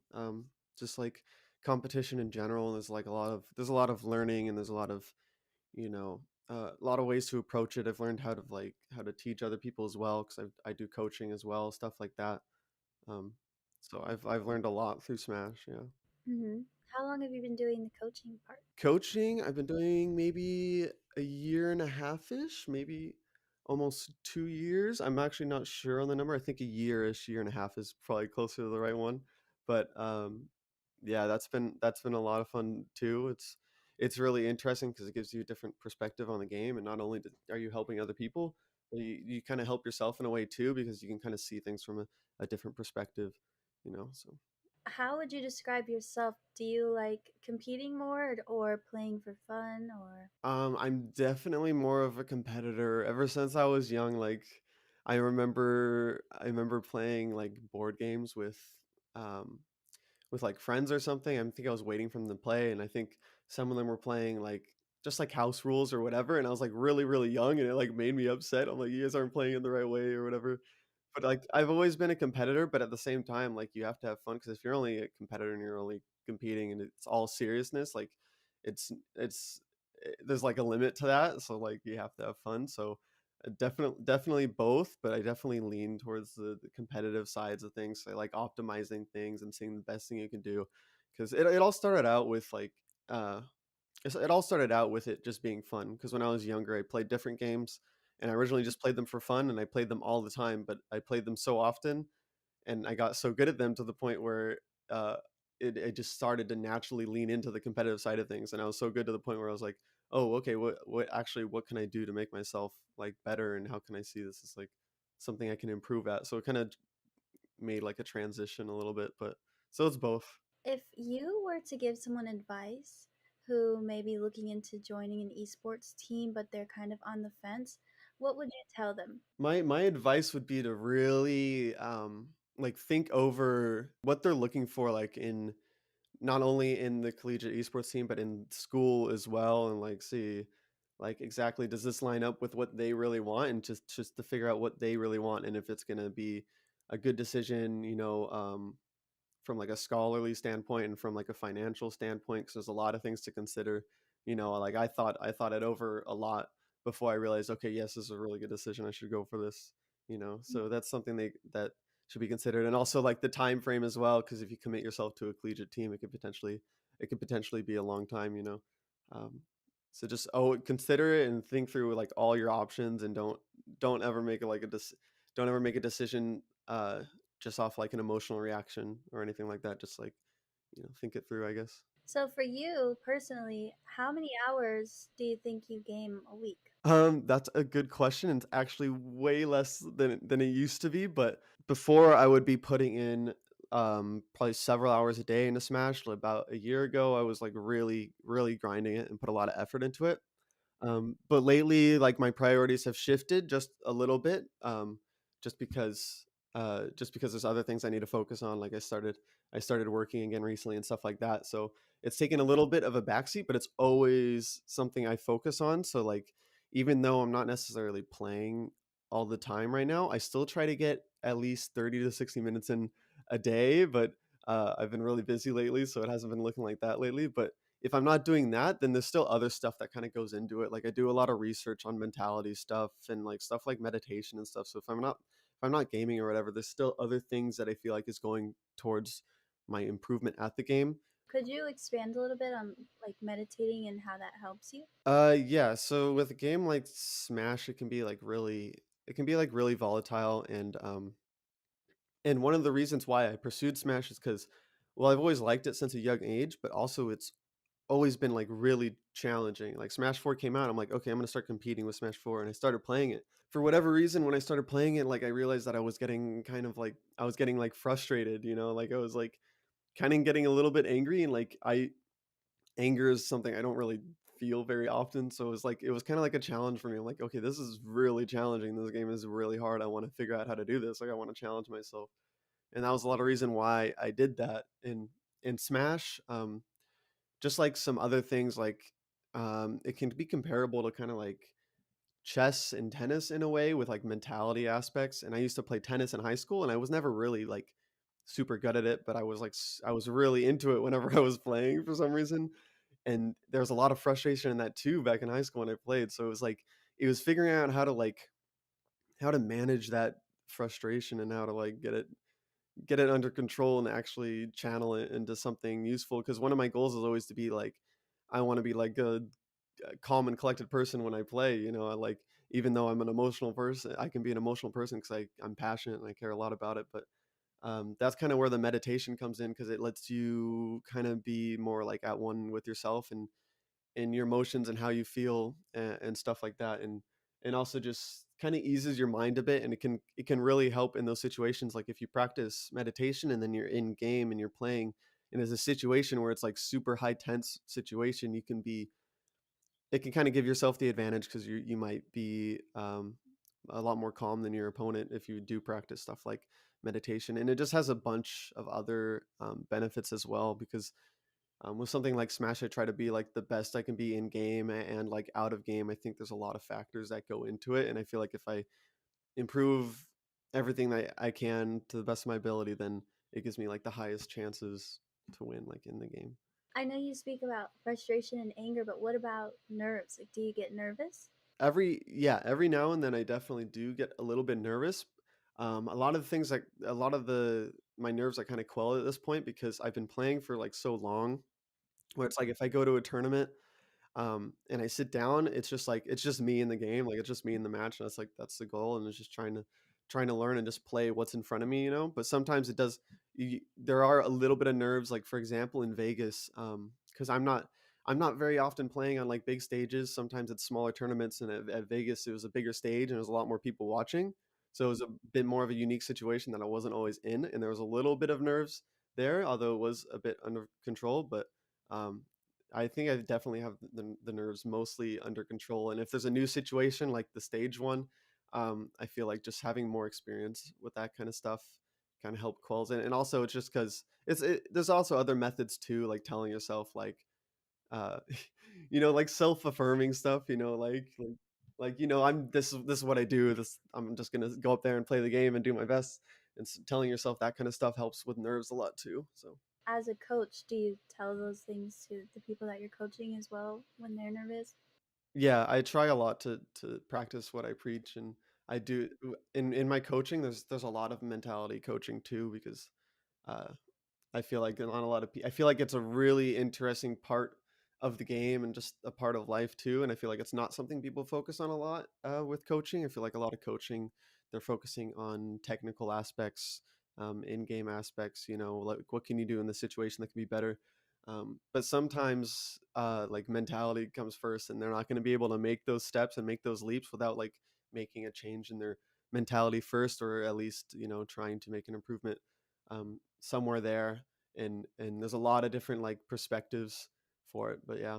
I really admire your mindset. That's really cool. A lot of the Thank gamers you. that I've talked to are like aggressive. It's Thank you. really cool to hear that. Switching gears a little bit, how do you feel about the CECC? What do you think about it? And do you think your team will go to Atlanta? So far, I think it's been good. It's been fun, and I do think there's a very high chance we would go to Atlanta.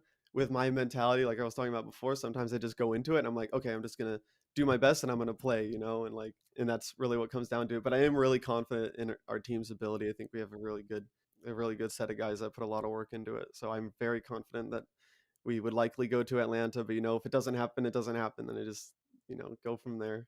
Well, those are all the questions I had. So, is there anything else that you want the world to know about you or anything that you would like to end with? I don't know, for anyone watching, like just try to find like a balance like in life, and try to find like who you are truly, and like follow that passion. Because just for like reference, I worked somewhere for 3 years, and then I felt like I wasn't being called to work there anymore, and like Smash was something I always cared about and always wanted to do. So I quit work, and with the money I had saved up, I pursued Smash for like a year and a half, and like that phase just kind of ended. And I don't regret it. I don't regret it at all. Like I wasn't like making a lot of money through it, but it was something I was passionate about and something I wanted to do. And I'm really glad that I did it, and I hope that other people can consider like following their passions like that, but also with proceeding like with caution, doing what is available to them, and just finding like who they are and what makes them happy, I guess. Thank you so much again for your time and doing this interview with me. I really appreciate it. Okay, thank you for having me.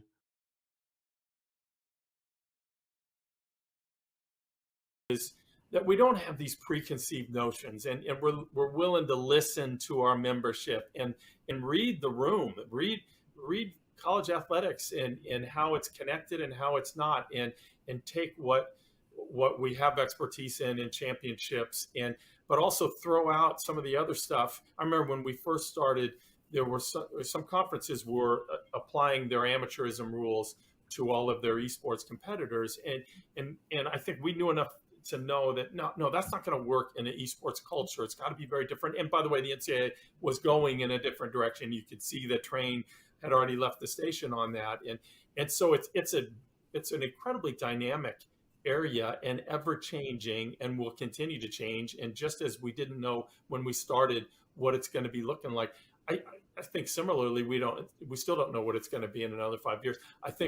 I know enough to know that all of us are still going to have a thriving esports program that's doing a real good service for our members and for our competitors. But we still don't know necessarily what some of that is going to look like, and that's pretty cool.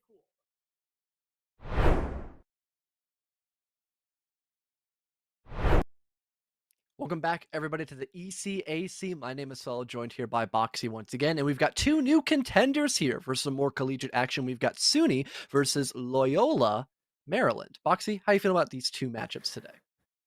Well, I mean, it's one matchup, just to start it off. Yeah, two teams in a matchup. Yeah, I should have been a little better on that, but it happens. God damn it, John. Anyways, both teams are currently 2-1 on the scoreboard. This is week 4 of ECAC Rainbow Six, so they've both won twice, lost once. And I don't know, I kind of like the fact that, we keep putting teams that are have the same score against each other. It just kind of seems like we're going for the most balanced matchups, and I'm a fan of that. I haven't seen either of the teams play as far as I remember, so it's kind of a, we'll see when we get there. We'll cross the bridge when we get to it type of deal. But we can touch up on the maps that we're going to be seeing today while we wait for the lobby to be fully ready. So it's Border, Clubhouse, and Chalet in that order. You have any thoughts on that? Well, it's still like I say roughly default. You know, Chalet's turned a lot more into the competitive pool recently for every tier, but you know, Border still a bit of a shocker to most. I think funny enough, we've actually seen it here at ECAC quite a couple of times actually. I think you and I casted that Last week, map. yeah. Yeah, we casted that last week when I had my whole power dilemma, which did not happen today, hence why we started Yet. the broadcast roughly on time. Wasn't my fault for once, thank God. And yeah, I mean, besides that, yeah, you have, you know, going to Clubhouse, which is one of the oldest standing maps in the competitive pool since I don't even know how long it's been still in the competitive pool. Received a couple of reworks, but besides that, it's still the same Clubhouse. And then Chalet, which, like I mentioned, received a lot more love recently. Has Club ever been removed? I think it was in the map pool constantly. Like, even when it was reworked, I think it was in there, right? Yeah, I don't think it's ever been removed, just reworked a lot of times. And yeah, it's one of the oldest standing maps in the game still. I think there's only a couple that might be older than it, technically speaking, but it has been around since I think year number 1. So really cool to still see it, you know, doing well to an extent. It is still a fairly 50-50 sided map, but waiting on ours for lobby, which means ready. So we're waiting to see if everyone's fully prepared to get into this best of 3 matchup. So it'll only take a couple more seconds. Yeah, I'm pretty sure we can get into it. Whatever, right? Yeah, I mean, I think we already have our observer of Ma XD, our Wordle champion, already confirmed that we're good to go. And yes, we are. We'll take a look at the roster since I was able to take a little screen capture of it, because honestly, these are some of the coolest names I think I've ever seen in collegiate history. You've got Salami Mommy, which is awesome. It's even spelt with an I as well for mommy, so it's like matching salami. Absolutely genius. 10 billion IQ. Bean Boozled, that's an old one. That's retro. You got Hell Sent, which we can say, it's not like technically a swear, but still, really nice name. You've got Mad Game Man. Mad Gamer Man would probably be better, but still, you get the point across. And don't forget the 12. Mad Game Man 12 at the end. Then TP for short. He's got a much longer enunciation of it, but I'm going to be honest, I already forgot it, and he said TP for short is going to be the go-to. Wasn't it TP Raids 21? Thank I think. you. See, Yeah. you always got my lower half of the ideology. Thank you so much, Matt. So that's what You're we got welcome. for full, but we'll probably stick to TP for short. It's much simpler.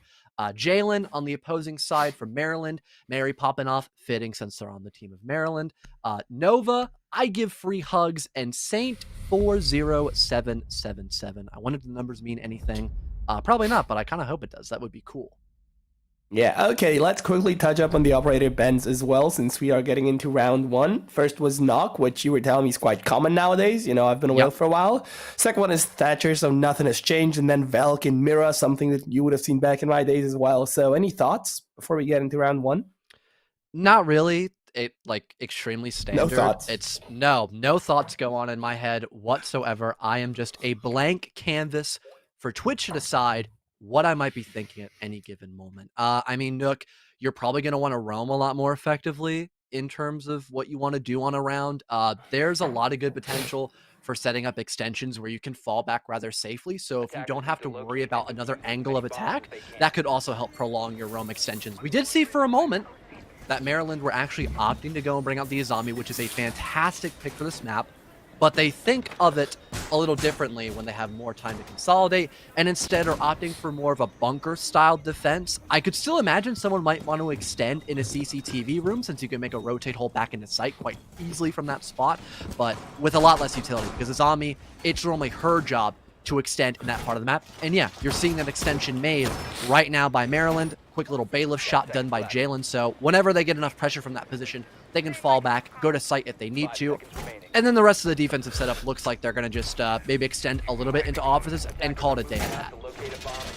Yeah, well, I agree with pretty much everything you said. I do wonder how the attackers will go about this round 1. Or will it be a CC push and then go into Armory, try and breach that? Will it be an office push? Like, what has been the standard recently? Mostly getting CCTV control first and foremost, because it embodies so much of a clear for the offense. Order 101? Yeah, you can deny like literally every attack from CCTV. You have someone going top east, bam, there's someone now break room shooting you from catwalk. You want to go to main wall in the lockers, bam, there's a guy still CCTV. He's gonna poke and prod at you, giving an opponent more time to swing from the actual bomb site. So that's target number 1. SUNY completely aware of that.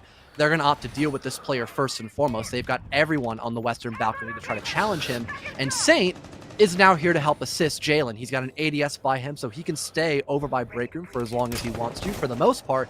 And if SUNY is not aware that Saint is here to assist the alibi, that could be a potential opening pick for Maryland that isn't really contested all too well. Well, good thing that the attackers have 5 drones in their pockets and 5 already deployed on the map, so they can check out CCTV thoroughly before just pushing in. And if they do that correct, that should be 2 entry picks for them. Let's see how that goes for them, though. There we go, there. That's 1 for Henson. Can he make it 2? Saint is playing that very passively, and I'm not sure if they're actually aware of his presence there. Small yellow ping for a moment, but still Saint is not willing to give this up. There is a player now stepping into East, but for now, they haven't actually approached by Catwalk. A spray down by Saint, still no connection on that kill. And by now, the jig is up. He pops his head. Bean Boozle's waiting on an off angle. Down the Jaeger, finished off with a quick melee by the Thermite. And now that extension has been cleared out with so many benefits for the offense. They've got 2 kills off of that. And now they can just put all their attention into offices, getting that triple wall opened up. Now forcing the hand of Maryland, whether they want to try to fall back and deal with a cutoff angle, or if they want to play here to die and maybe find a kill off of that. Look at all the utility they still have left. 2 exothermic charges, 2 smokes, a flashbang. Like, there's so much you can still do, but you only have 50 seconds, so you need to start prepping for an execute. And Noah's gonna get a pick onto Salami Valley before quickly being refragged by Bean Boozle, but Mary pops up with one of his own. It's a 3v2 now with 35 seconds left, and the defenders, they've brought it back significantly, but they still are down in man count. 3 hugs, a little bit of damage dealt towards that Cade, and you've got TP just bouncing into sight. The Alda not able to shut down the Jackal. Hellsent goes in for the kill, and it's confirmed with that ARX. A good start so far for the offensive side of SUNY, as they're not really going to struggle all too much with clearing out that extension, getting site control, and then just taking the round in response to that man advantage. Yeah, well, I like we said, Border 101, right? So Wildcats Esports, or SUNY Poly as they're called in our game on the overlay, like they've taken CCTV, they've droned it out, they got the picks. That was pretty much all they needed to do. From there, they had a 2-man advantage, which is already huge. But it was also huge that, you know, all of them were still up and standing and at full HP. No one even lost a sliver of HP in the first 2 gunfights. And that's just huge going into the rest of the round. And I do want to see if they can replicate their success in rounds 2 and onwards. Since now Loyola have had a round to see how SUNY, or Poly rather, actually end up attacking. Well, it's not going to be a repeat of lockers. We head down into bathroom and pillars, a site that relies a lot more on your extensions throughout the entire map. We talked about CCTV room pretty heavily last round, but for this site, you can ignore that part of the map if you want to, and instead just focus your eyes on places like customs, for example. You might see a few extensions over by server room / workshop if you want to dip your hands in that pot for the moment. And for an upstairs presence, it usually is just by lockers or maybe like archive / offices, as those 2 areas have points of fallback through the hatches. Sure, CCTV has a fallback option too, but then that begins to tie into your extension of customs, which is usually your make or break, and normally you don't want to give the attackers more areas to approach from that part, since they can already go through the tension wall, they can go in from the outside heading in the stock. There's a lot of areas of weakness for customs, so you don't want to add that hatch plus verticality to the mix of that. So usually if you are extending up above, it's normally just towards lockers and offices. Yeah, the defense of Loyola seems to be spread quite thin. Like we've seen them put down utility and then hold customs and supply. We've seen them up above playing the verticals, and of course they still need to hold aside because there is a window through which you can just jump onto B and plant, and that is actually something that we've laughed at last week. If you remember casting Border, there was an attacker that just jumped into towers on round, I don't know, in the first 15 seconds of the round, and was just in there for about 2 minutes before someone even noticed them, just crouching inside. So I'm not sure if I'm a fan of Loyola being spread out as much as they are, but maybe it takes Poly by surprise, and you know, they end up taking advantage of that. Same info being gathered here by Bean Boozle. They locate Jay. Is the hatch actually reinforced? Yes, it is. So the mute's kind of trapped inside of office room for the time being, but he still downs the Thermite and kills him with a headshot. The SMG-11 to secure that one. I'm really surprised no one was there to back up Bean Boozle. Your Thermite is the first point of contact. That does seem rather dangerous. He could have opened up the triple wall instead and really forced the hand of Jalen. And that's been turned against the offense now as Saint finds a frag onto Salami Mommy. Jalen almost good for 2, but that player just evades him down the hallway. And now Mad Game Man might actually be able to creep his way from Archives to deal with this player still stuck by offices. And he just locates his body as well. He knows he's trapped in this corner, but he's going to need backup to really put the hurt on this lone mute. If Jalen's able to find another kill up above, that could be wraps for SUNY. Oh. But thankfully for the offense, they get that kill. Yep. Well, a very impactful kill, but again, 50 seconds to work with. You only have 3 attackers left, so you need to push together. Well, make that a 3v3. Hellsend finds Castle as well, and that's I give free hugs off the board. So that's a lot more even footing and plenty of time to work with. But again, you need to start planning your execute, and from what I can tell, most of Folly attackers are just kind of sectioned off one by one, Hellsend pushing by themselves, and then the other person's rotating around with a diffuser while someone is holding east. You need to stick together, go for those refrags, and I'm not sure if Poly are actually going to do that by the looks of it. There's still someone playing in Vents and Workshop, and that could be dangerous as well. But let's see how it actually ends up playing out. Oh, and there's no info by the offense as well. Good kill for TP, but Mary's there to respond on the Mad Game Man. Hellsend has to deal with this deployable shield as well. Not too much of an entryway into the bomb site with that. Good play off the info there for Nova, just waiting for someone to underexpose themselves, and Mary popping off gets the final kill as well. Good response there by Maryland, and really forcing the hand of SUNY as well to make them fully commit to that execute, which they weren't fully prepared for. I mean, losing your thermite early on in the entry gunfight, and, you know, especially with the side hatch being reinforced instead of opened up, was just, I think, the point where it started falling apart for Poly, and they could never quite bring it back, although they did tie it up for at least a little bit, man count-wise. But going into the next round, your beloved Azami is being picked for, I believe, the first time in the game, but there's also a more interesting operator that we haven't seen as much, at least to my knowledge, and that's Tachanka.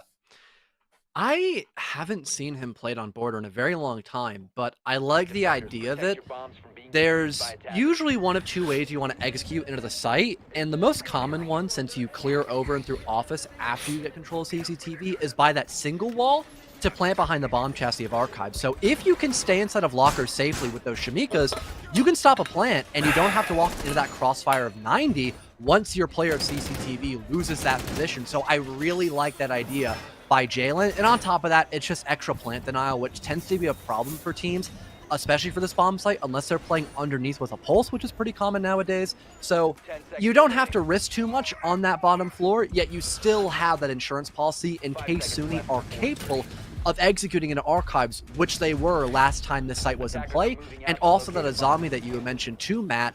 Now you can probably extend into CCTV for much longer and much safer because of those Cubas to deny a lot of angles that the attackers would normally have to deal with you, but now those are blocked up by Azami's primary gadget to make it much easier for you to just move around the map and be more fluid. Honestly, not the biggest fan of Poly's operator picks, because it seems like they're not learning from their mistakes. Going into the round initially, before, you know, using the attacker repick, they've had no hard breachers, and they've had Hellsend switch from the Nomad onto the Ace at the last second. So, I don't know, having Ash and Twitch and Jackal just kind of seems like your priorities are a little bit out of place. One of those should have been switched out for the hard breacher, maybe even two of them, and the air jet should be up on the board. But while I'm talking, Mary Popanov gets the entry kill, and then is Jackal gone for the rest of the round before actually getting to use his Inox scanner. So, well, roamers are free to roam, unless they get droned out by the attackers. Well, you've got at least one person leading the charge in the CCTV room, that being Hellsent with the diffuser. Oh yeah, the a hard bit of a breacher. dangerous place Again. to start your entry as the hard breach, but it's a place that if he does die, at least you can get that diffuser recovered. It's just the aftermath of trying to get into either site without those Selmas. That could be a major issue. But for now, it's not going to be. Hellsent's still alive and well, not a single bit of damage dealt toward him, a single bullet lodged his way. And now he's looking like he's ready to maybe get aggressive and try to break those Kaid claws off the back wall, but that's going to be a really big challenge. There's still someone watching from those middle lockers close to Sandwich, and there's also another close to small office, so unless someone can throw a grenade or just help him out in some other way, this wall's going to remain intact. How has Ash had both of her drones destroyed already, while the A still has both of them up? What is the thought process here? Well, I guess Salami's just a lone wolf. They entry themselves, and so far it hasn't been a problem. But, again, what might be a problem is the lack of a major entryway here for the attack. They haven't cleared out that office extension, and there's still someone just causing a muck currently. I thought for a minute I found, but no, it's Mary by Archives with a really nasty one-way.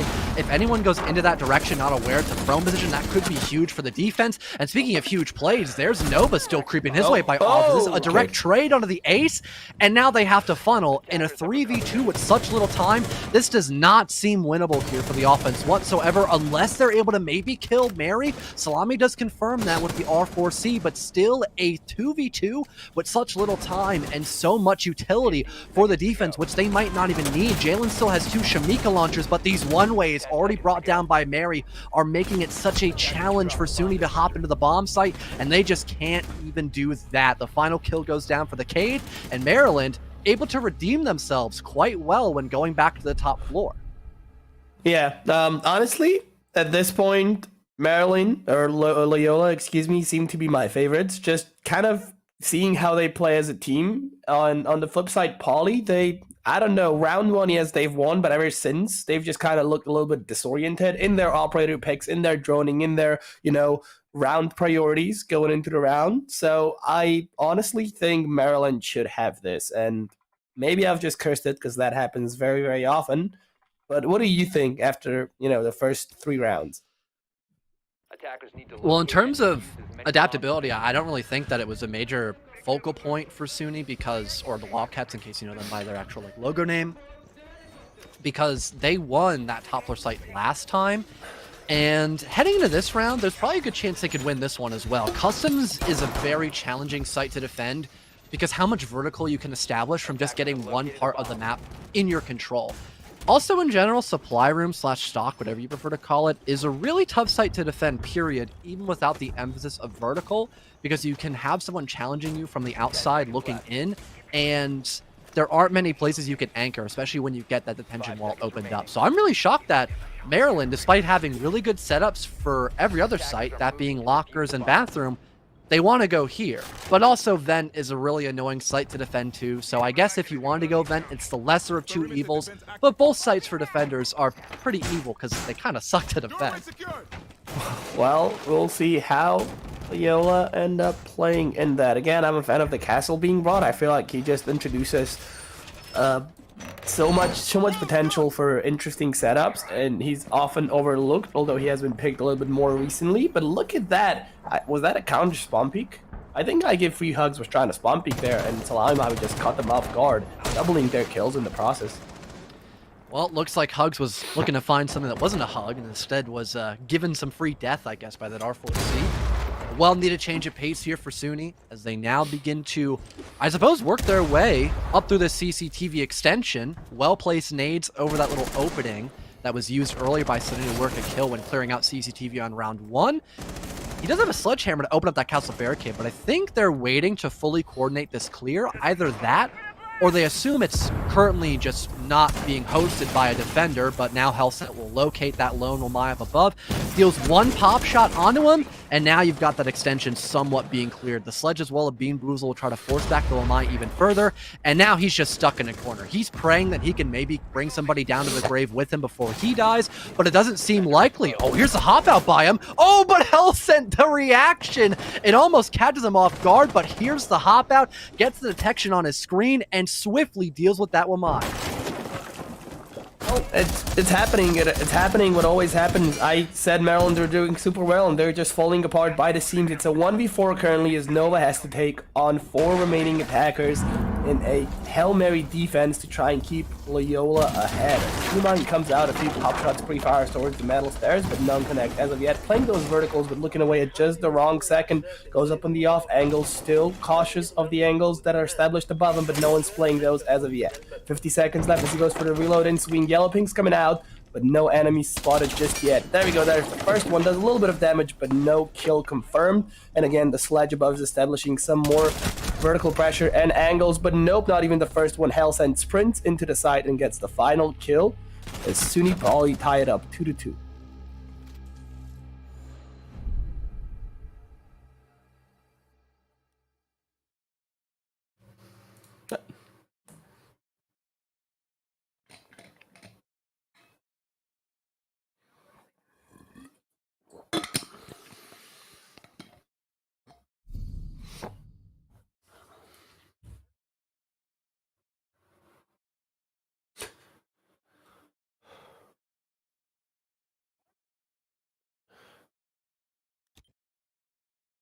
Oh. Defenders, protect your bombs from being defused by Hey, yo. Well, we're not sure if people hear fellow, but production saying he's muted, so I guess I'm gonna keep talking while he How about fixes. now? Do you hear me now, VMix? Like here? I had to refill Okay, my he's back. VMix. Let's All go. right, Matt. I'm gonna just break the fourth wall. I pushed a cord on my PC and it unplugged my main monitor, so my screen went black for like 20 seconds, and that must have messed up my connection with VMix. So that's probably why you might not heard me for a couple seconds. I think you're lying to us. I think your power went out again. Don't jinx it, man. Be careful what you wish for. Anyways, I'm gonna get back to this real quick. TLDR. Play for a fallback, bring a bunch of C4s, bring info ops to work off those nitro cells, and I'd say still bring the castle, because it did waste a lot of time for SUNY to actually set up that extension clear up above. But don't just leave one player up there and that's it and have them die. That's a major waste of player resources and a major waste of utility resources. So instead, maybe have Tubular playing up there and have them go for a fallback after a minute 10 or so, depending on how quick that clear happens, and then bring a boatload of nitro cells so you can stop that verticality a lot easier. But now we can move on to round 5. Sorry to talk for so long, Matt. It was a long story. All good. I mean, I want to say I'm a fan of the Thunderbird being brought out. It feels like a lot of times Maryland players get into those gunfights where they're nicked for damage. They take a bullet or two, but they end up escaping with their life. So being able to heal up for subsequent gunfights is definitely a huge thing. Okay, I was going to comment on the Jackal not having a scope, but I think it's just a visual bug, because when they ADS, it was actually kind of there-ish. So that's a new one for me. But again, entry goes to the way of Poly as they take out the Jaeger. Saint on 1-5 currently, so not their match as of yet. And they will have to switch something around going into the second half of the game if they want to keep Loyola ahead. Well, so far, so good here for SUNY. Jalen once again playing in a death spot, and Bean Boozle is there to make sure he will not be as successful as he was up above when playing Mute back in round number 2. You've got free hugs with a nice shot through the hatch, I think it was, on the Hell Scent, and he's still keeping strong over by Custom. So now get aggressive as he can walk right in front of the Ash. Yes, he will. No information about Salami Mommy's position. That's going to net themselves one nice opening pick for now. So the man advantage swiftly brought back here for the offense. They're still getting vertical down. It seems like everything has now been taken into account by SUNY. Another kill for the Ash. Good placement there to guarantee that last one, leaving just Mary Poppin. The 1vx potential could be big if they find another kill, and they'll do just that. In the background, I believe the hard wall gets opened up by server side, and a flank is brewing up here for Mary as well. This could be massive, since I don't think anyone's currently watching this. Spots that one player, but the trigger discipline! It almost fails Mary, but they line up for him. A quadra kill for the Cade, and the round win for Maryland. Was that a 1v3 or a 1v4 even? That was huge. I think it was still a 1v4. Actually, that's amazing. Yes, it was. Okay, well, let's go. Also, the castle sprinting at Salami Mommy on Ash, the only explanation I can think of for someone sprinting at someone else that way is that they wanted to give him a free hug, and it didn't work out. So It's in the shut name. down. Could be it. It is. But Salami Mommy takes no prisoners and no free hugs either, apparently. We've mentioned them not doing that well in the first 3 rounds. They were 0-2, but now I'm pretty sure they've popped off a bit. Okay, well, still 4-5, so not as well as I thought. But, you know, slowly getting there, working towards the 1.0 KD and above, and let's see if they can reach that in round number 6, as it is the last round of the half. And after this one, we'll be seeing Loyola attacking and Poly trying to defend the bomb sites that they're just attacking now. This side overall has gone pretty 50-50. You had round 1, where you had SUNY do a really good job of finding those opening kills, getting CCTV controlled, and converting that to go offices. And then the round after that, or the round preceding round 2, which led back to this top floor, then that is when you had a much different change of tone for Maryland, and that was mostly because of the Azami having a lot of cool one-off angles, and it was a much bigger emphasis on wanting to stop that CCTV control. You had people by the main hallway poking and prodding. You had a guy top east. Funny enough, I think that was Saint just on the Momai, but now he's in a much more mobile op of the Vigil, so if he needs to get out of there, he can, and probably have some info denial as well with it. So I like the option here for Maryland to still be rather aggressive in the opening round to make sure SUNY cannot set up properly. And that could once again work out for them because overall, nothing much on the lineup has changed besides maybe Mad Game Man on the Flores, which is probably to counter the Azami a little bit more because how many Roteras you can bring to break down those Kivos. I'm pretty sure we've seen the Flores before, at least 1 or 2 rounds, but there we go. The entry, once again, I think that's the 4th time in a row, goes to SUNY Poly, and let's see if they can retain their advantage. Again, the no-scope bug that is just extremely funny to me. This is my first time seeing it, so, well, just wanted to point that one out. Anyways, a minute into the round, 5v4 looking good for Poly, but there's still a few roamers to deal with, if I'm not mistaken. And there we go, Slime Mommy just droning themselves in once again. Not a fan of that, but we'll touch upon it later. Saint gets their 2nd kill of the game as Flores falls, so, well, no Azami Kunai deny. That's a rhyme that I didn't intend on. Slime Mommy picks up Saint quite fast, though, so there's that. Now you've got good control here for the Wildcats. And so far, there hasn't really been a lot that can really stop them from continuing onward besides maybe Nova. We've seen them pop off in this position before, but old habits tend to die hard, quite literally, as Bean Boozle is going to tear the head off of that Malusi still playing by offices. Now leads us another 4v2. We have seen Mary win these positions quite literally a round ago. And Free Hugs, if they remained a little bit more persistent playing by Metal Detector, they could maybe find this kill as well. C4 gets tossed out, the Ash almost running right into it, and now creates a rotate. She could just ignore the Cade if she wants to and help deal with this player over by Archives, but it might be better for her just to hold the cutoff on this Cade. If 3 attackers can isolate this poor guy stuck in Archives, that could be a major way for SUNY just to get site control, get that diffuser down since Bean Boozle's still alive with that case in his back pocket, and force a retake by Hugs, who quite literally has no safe way of getting into the site or stopping that plant since their Nitro Cell has been shut down. The fact that no one's pushing armory doors either is not sitting quite right with me. Creating a pressure from a 3rd angle would have been detrimental here, but the plant starts going down. I give Free Hugs, finds 1 though, so it is a 3v2. Bean Boozle about to finish the plant, but shut down by Mary Poppins. And now the attackers, they need to push. Another one takes a lot of damage, but survives. There we go, cleaned up by Mary Poppins as the attackers just forgetting to shoot back. That's 1 for health then, but I give Free Hugs is there to shut it down and confirm a 4-2 lead for Loyola going into the 2nd half on Border. I think TP just got like some wicked bad audio. He was looking at the window into offices and then turned around back into office itself instead of challenging the guy who killed his planter. Either that or a bad call, but wow. I hated when I put my headset on backwards, don't you? I mean, I don't think I've... maybe on my really cruddy HyperX headset I had that. I wouldn't call it a cruddy one, it was just a cheaper one. So can't really judge a book by its cover, but yeah, I think Max I've only said had that Jackal happen. is fighting his demons. Dude, I just wanted to share that with everyone. Yeah, spoken by our favorite wordsman and Wordle champion, Max D or Ma XD, in case you really know him that well. Yeah, I don't know what just happened there, but that should have been a win for SUNY. First off, you have the really heavy aggression by the Ash, which it was Hugs to actually punish that.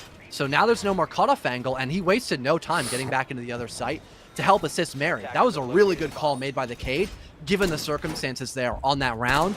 But now heading into the 2nd half, SUNY, aka the Wildcats, they got to just reset, pretend like that round just didn't happen, and try their best on the defense. For some teams, this map can be a little more defender-favored, but again, there's only 2 really defender-favored bomb sites, and I'd say it's maybe this site, depending on how you slice it, and then Bathroom Tellers. After that, it's kind of a wasteland in terms of what you can get away with. Yeah, I mean, looking at Border, who was by last week played 4 times in NAL, it is slightly attacker-sided at 51 attacker-side win rate, so there's that, just a fun stat for you. But going into the 2nd half, who do you think takes it? Do you think Loyola, they keep their advantage? Because first half was close, I think a lot closer than many would have expected, including me. But do you think this changes now, or are we going to keep seeing the same trend up until the end of map 1? Well, if Maryland can still work off that momentum, this could be a win for them. But again, a 4-2 half isn't really uncommon. The way that SUNY lost that last round, it could have went 3-3 if that hadn't happened. So both teams still really at each other's throats despite the round differential currently. And Maryland, it seems like their attack style might benefit the comp that SUNY's running. They've got 3 Nitro Cells, one of them being wielded by a Pulse, who could deny the plant if they overextend. There go the smoke grenade, C4 to follow out, but the shield denies it perfectly. Another one gets wailed over, but it hits the top of the filing cabinet. The Montaigne dodges it.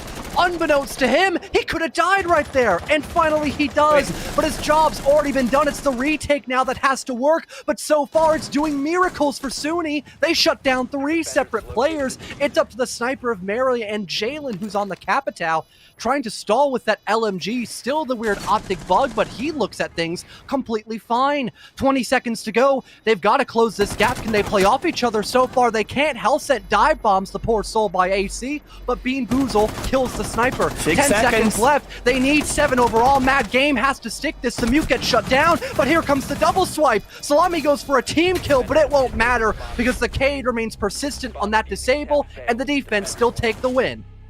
How do you have your Montaigne die from a run out from the office window that 2 separate people were, there to watch? How does that happen? I don't think he died to the run out. No one was there to run out yet. Yeah, that was the run out. That was the office window run out. Yeah. I'm gonna go back. That's how he died. His shield was up, and looking towards the bomb side. He got shot from behind.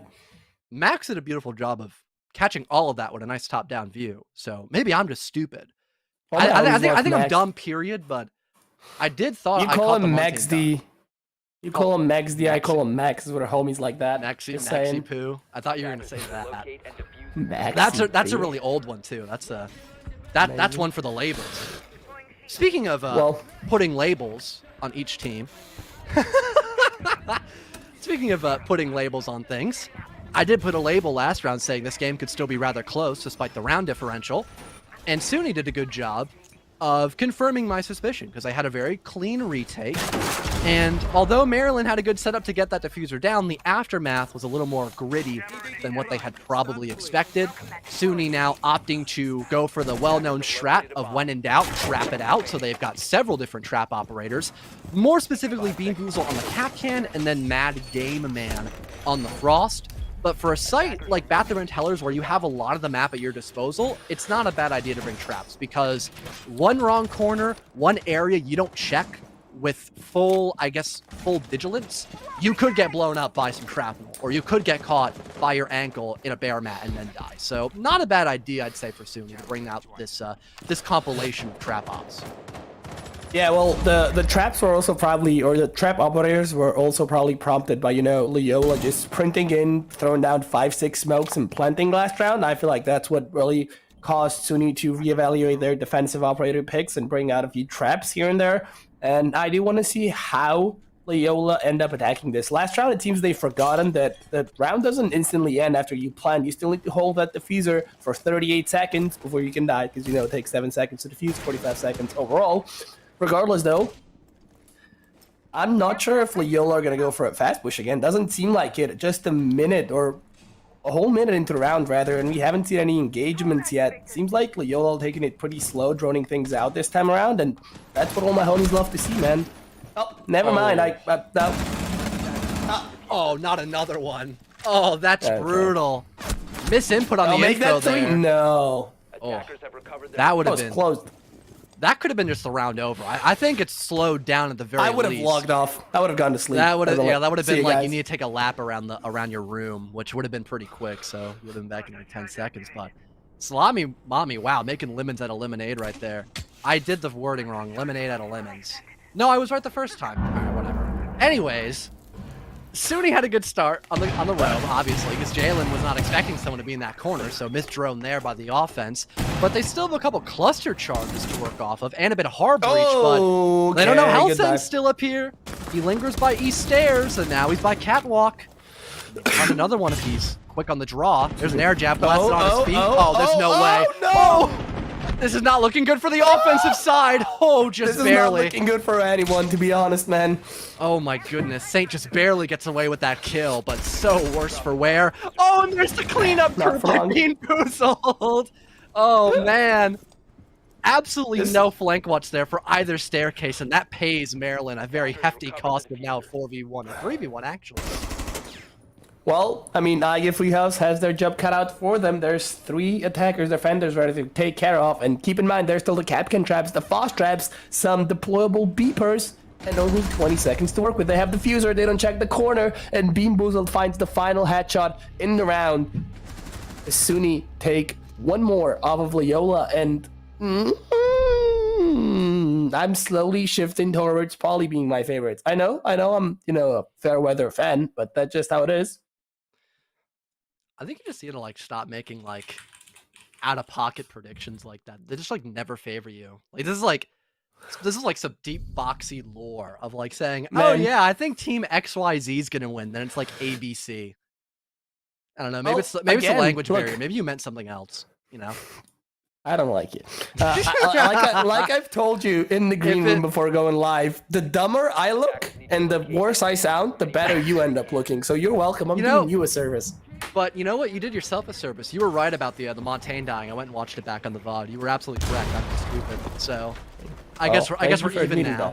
And now both the Wildcats and Maryland are even too. So you can look at it from that new perspective as well.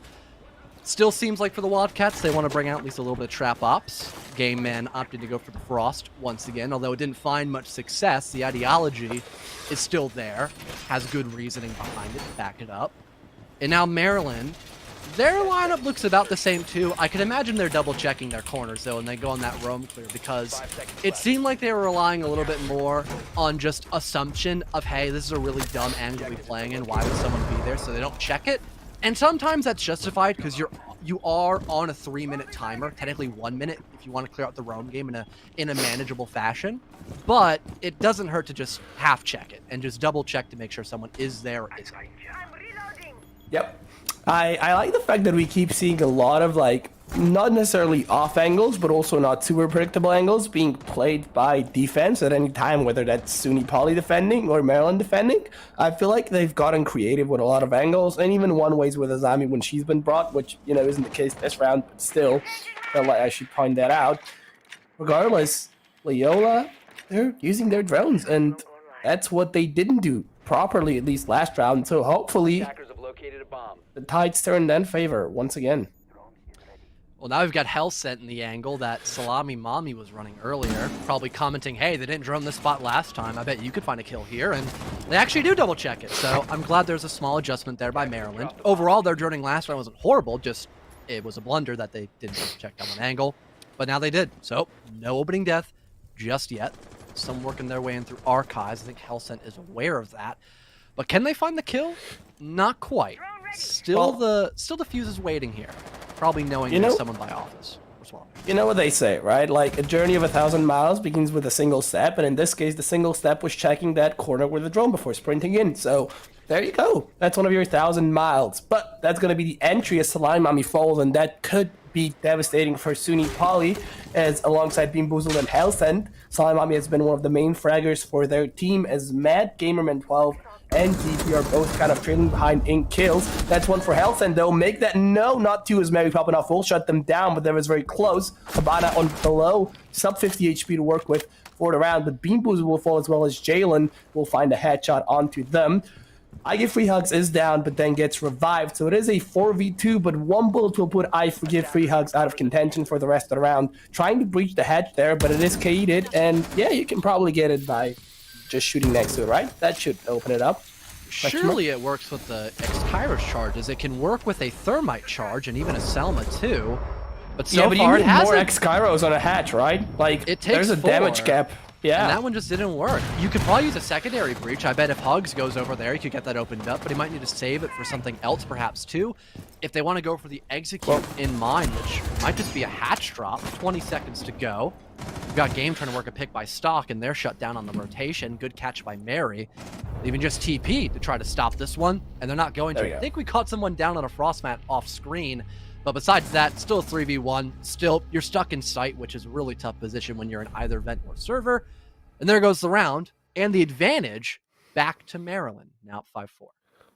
Well, Loyola, they finally got around, but SUNY Poly, I can hear them saying in their comms right now, guys, we're all in this together, let's do this, Wildcats, and hopefully they can tie it up. We could be going into overtime on map 1.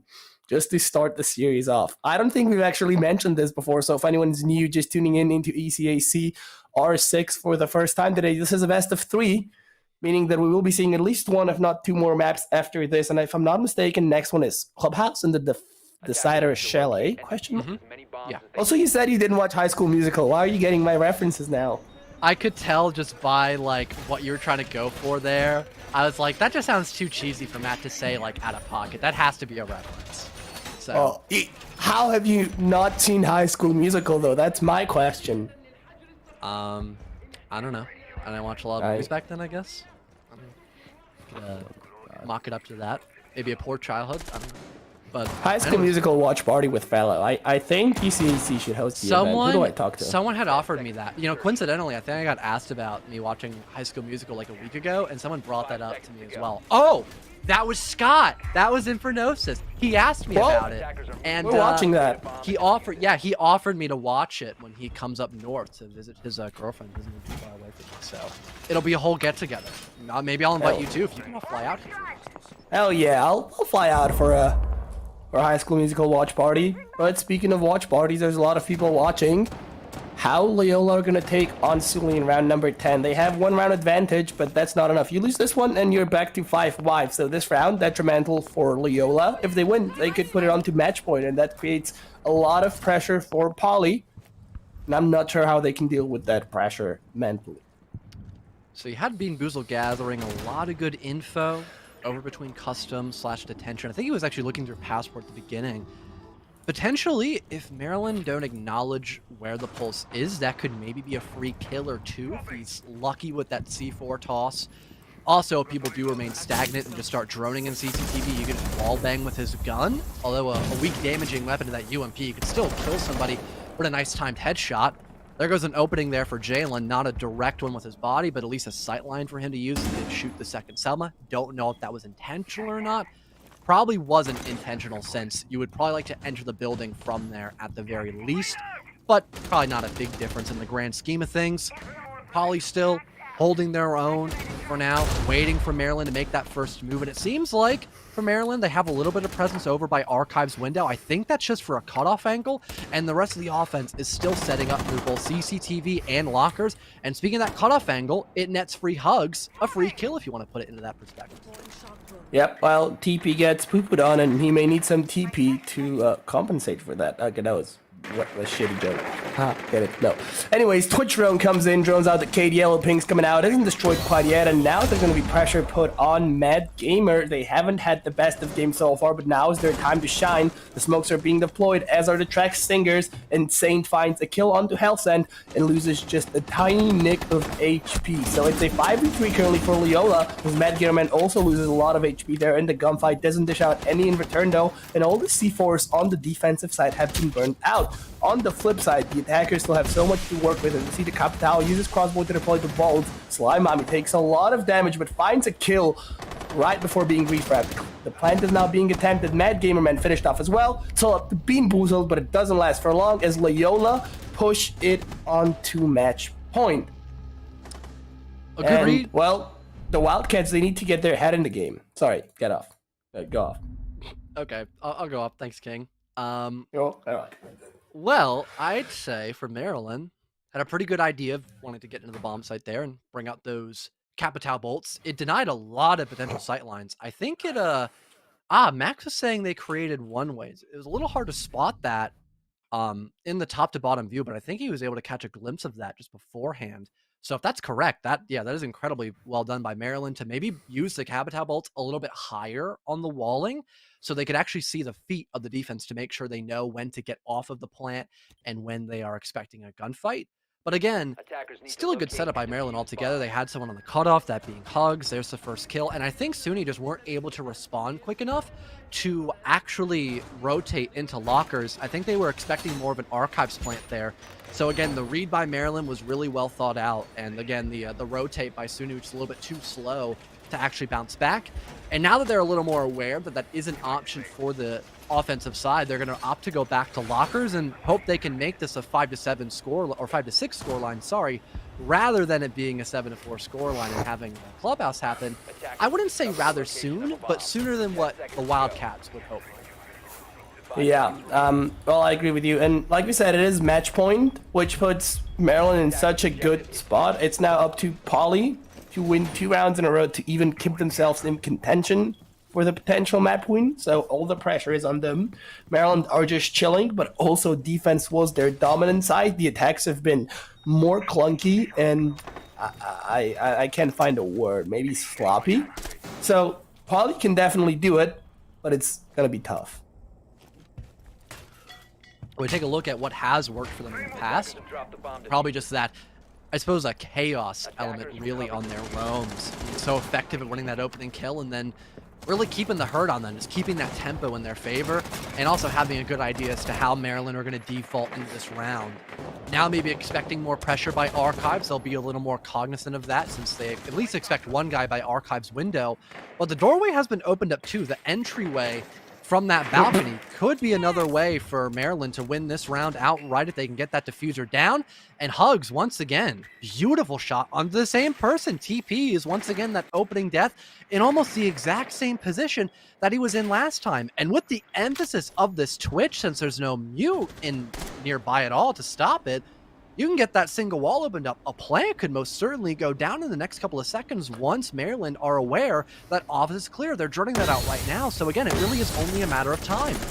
Oh, the tracks falls through the hedge, but the smoke still being deployed, and Saint will try and plant, get taken off though, and that's actually a team kill by Mary Pop and Slime on the water zone, and it's all falling apart for Loyola. Beam Boozled finds one though, but Nova there on the refrag. This could be a start of something new for the Wildcats. 4v3 and still 75 seconds to work with. Oryx still in CC, holding that patiently, but no one's actually pushing from that side, so now it's up to the Oryx to rotate around, or at least try and deny the Capital.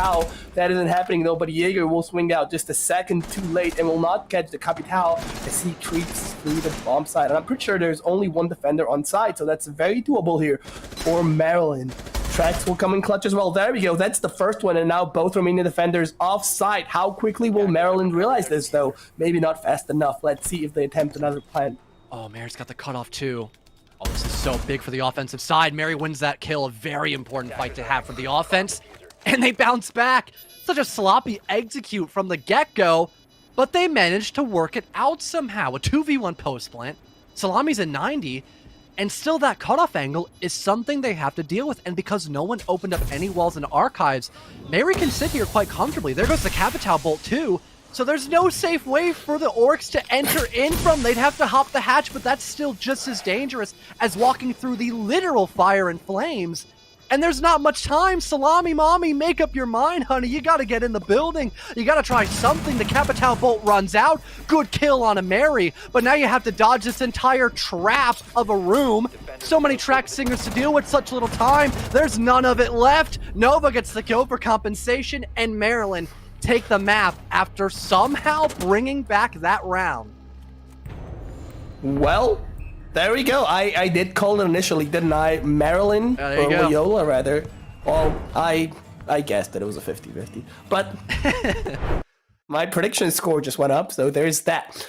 Okay, so I'm pretty sure we're going to take a quick break. But before we do you just want to quickly recap everything that we've seen on Border so far coming out from both teams and what we can expect going into Clubhouse, which is an even more common map?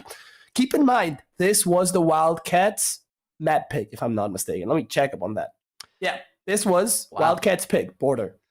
Okay, well, I mean, I guess that makes sense because it wasn't really what they were and weren't expecting or like map knowledge.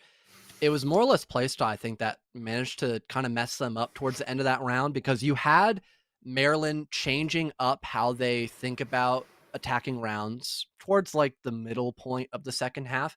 And that drastically improved their stock. They were like, okay, we've got our opponents being agile. They're very aggressive. Let's just try to take a step back and keep things simple. And they stopped going for these elaborate extension clears and just kind of hit the site at full force. And that worked significantly better for them. So if we don't see that change up too by SUNY as well on a map like Clubhouse, which again is a very standard map, a map you kind of have to be aggressive on too to keep your full force on defense, this could most definitely be a win for Maryland. No questions asked, since they did just win their opponent's map pick. And just based off of, educated guessing and statistics, you are statistically more likely to win your map pick than your opponent. So, I mean, that just makes sense. Don't really need to over elaborate on that one. That's kind of a gimme at that point. So Maryland really looking good, but to see if they can continue that, success, we'll take a quick little break and be back to get Clubhouse underway. See you in a bit. So you all are used to, dealing with your athletic directors, and each of them are dealing with what's in front of them in their athletic departments. My guess is at least some of your schools are that this is not necessarily operating within the athletic department. And can you talk about how you navigate that in a conference office? And maybe the best way to handle that, or do you have preferences? Do you try to steer them one way or the other? And just talk a little bit about that if you don't mind. Sure. The majority of our schools are not under the athletics umbrella. We have one institution that perhaps by next year will be under the auspices of athletics, but most of them are in other departments across campus. Right. One of the things that has helped us is that we have support from the president's office. And so in order to participate in Mountain West events, you have to have an adult non-student administrator that oversees that, the eSport program. And that's where we get assistance with, eligibility checks and, please complete your roster, things like that. I don't know in the future, and it depends on, who's sitting in the athletics director's chairs, whether or not more eSport teams will go under the umbrella of athletics. And I'm kind of indifferent in terms of whether it should, because I don't want esports to go down the road that some conventional sports have gone down with the NCAA. So we have a unique opportunity to kind of craft esports in a way that fits what esports is, as opposed to trying to fit it into a conventional athletics box, so to speak. Right. I think the success of our program and getting participation is exactly that. The fact that we're not tying it in necessarily to athletics and NCAA eligibility. Like Carolyn, we probably have 3 or 4 schools that are under athletics.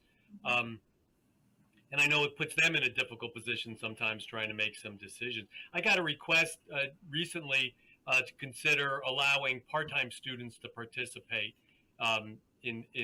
during this year, because some schools struggle sometimes to fill out all the games that they want to play with us. And we held off on that for now. We defer to the institution and say, what's your policy for those that are under student development or activities? What's your policy for allowing students to participate? And if you certify that they're eligible under your current policies, then that's good for us. I also think, and I was part of some of the conversations early on with the NCAA years ago about the NCAA getting involved as a Division II representative, and I was crossing my fingers that wouldn't happen, just because I think this needs time to grow, and expand. Can I ask Bob a question, because you mentioned part-time enrollment, and one of the things that we've done here is that as a conference, we've just set eligibility standards, full-time enrollment, making progress towards your degree as the institution defines it. Are you guys doing something like that as well? Because we've gotten that part-time enrollment question and we've said no. Yeah, no, I don't think we've gotten that far down the line, Carolyn, to ask for that. I think we kind of put it on the institution, but we do say that the student has to be a full-time. Now, they could be a full-time grad student, but they have to be full-time as from what the institution decides. Yeah, our eligibility requirements are just as simple as can be. You have to be a full-time student in good standing. Yes. And after that, and that's about it. Now I think we wanted as few impediments to getting this thing rolling as possible in the outset. I do think as schools get more competitive, they will start to distrust one another, and that's why we have this 500-page NCAA manual, because schools distrust one another. But we're not there yet.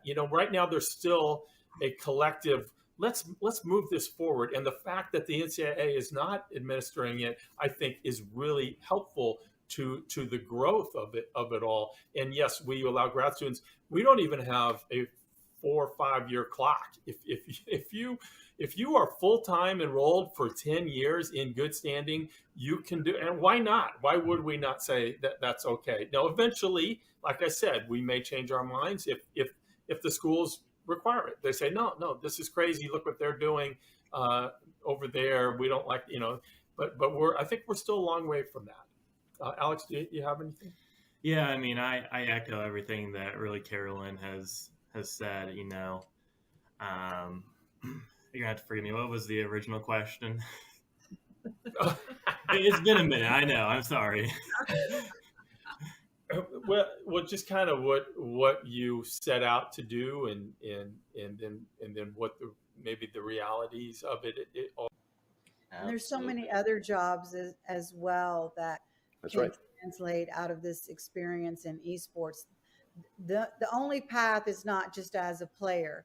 I think all of us are representative of jobs in esports, but it mirrors traditional sports in pretty much the same way. You've got, broadcasters, you've got production people, you've got marketing and sales, and now NIL and things like that. But really, esports is kind of a great accelerator for a lot of new businesses that are coming up in the metaverse and Web3, and there's a lot of new technology that is going to be needed. And so these STEM students that are also esports athletes are really the future workforce and leaders of tomorrow. And us, as well as all of our brand partners that we work with, really recognize this. And I think that's really, a key driver of why brands are in this space. They want to be part of building that future workforce and leadership and shaping it and supporting it. So, yeah, it's been a very interesting space to watch.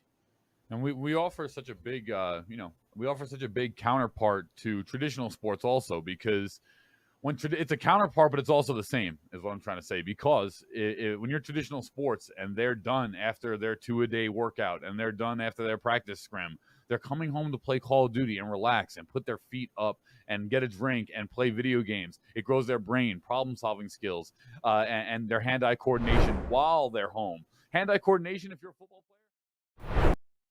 Welcome back, everybody, to ECAC. Hey, I'm 2 for 2. That's what I've been looking for. And hopefully you guys were looking forward to seeing if Maryland can go up 2-0 or if they're going to have to go into map number 3, that being Chalet. We've got Clubhouse on the Forte for all of you guys. And if you did miss out on what happened to map number 1, that being Border, SUNY wanted to go there, and SUNY unfortunately ended up losing. And in my opinion, that just came down to a lack of proper adaptability on where they were setting up and how they were in their defensive rounds. But on Clubhouse, things are a lot more cut and dry. So even though this is not their map pick, Clubhouse tends to be a bit more of an equalizer map for most teams.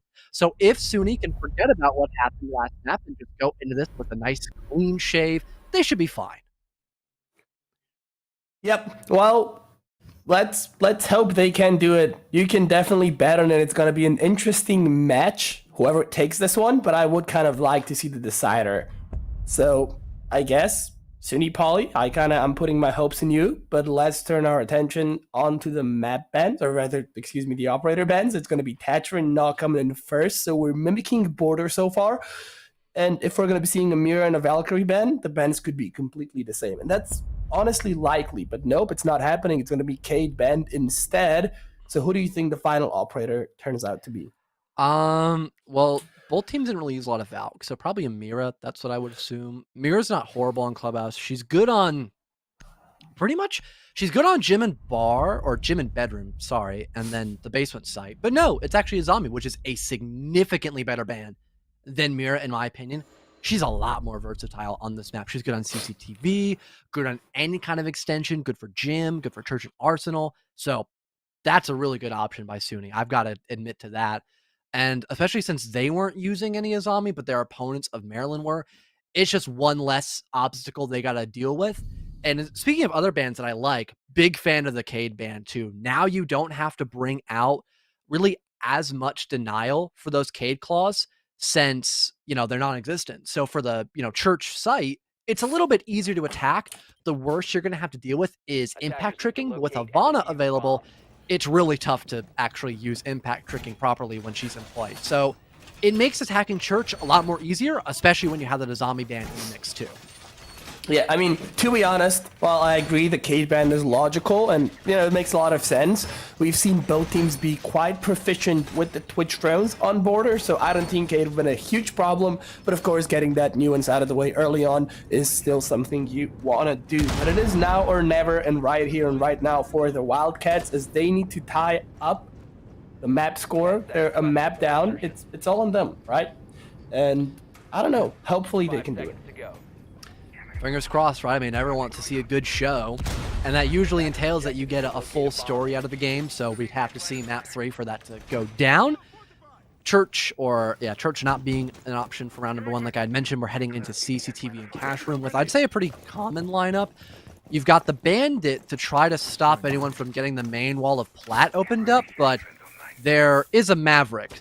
So Maverick kind of hard counters a Bandit trick, so if Mary can do their job, they should be fine. And Jalen, wow, opting for a really interesting idea of lurking up main stairs and getting there as quickly as they can as the Amaru. Only problem is that the barricade has gone down between master bedroom and construction, which is usually a mistake because you're giving up map control for free, but now the element of surprise is no longer there for Jay. It's especially gone now because he just threw a drone in from bedroom. So now the defense knows for sure there's at least one person over by master bedroom.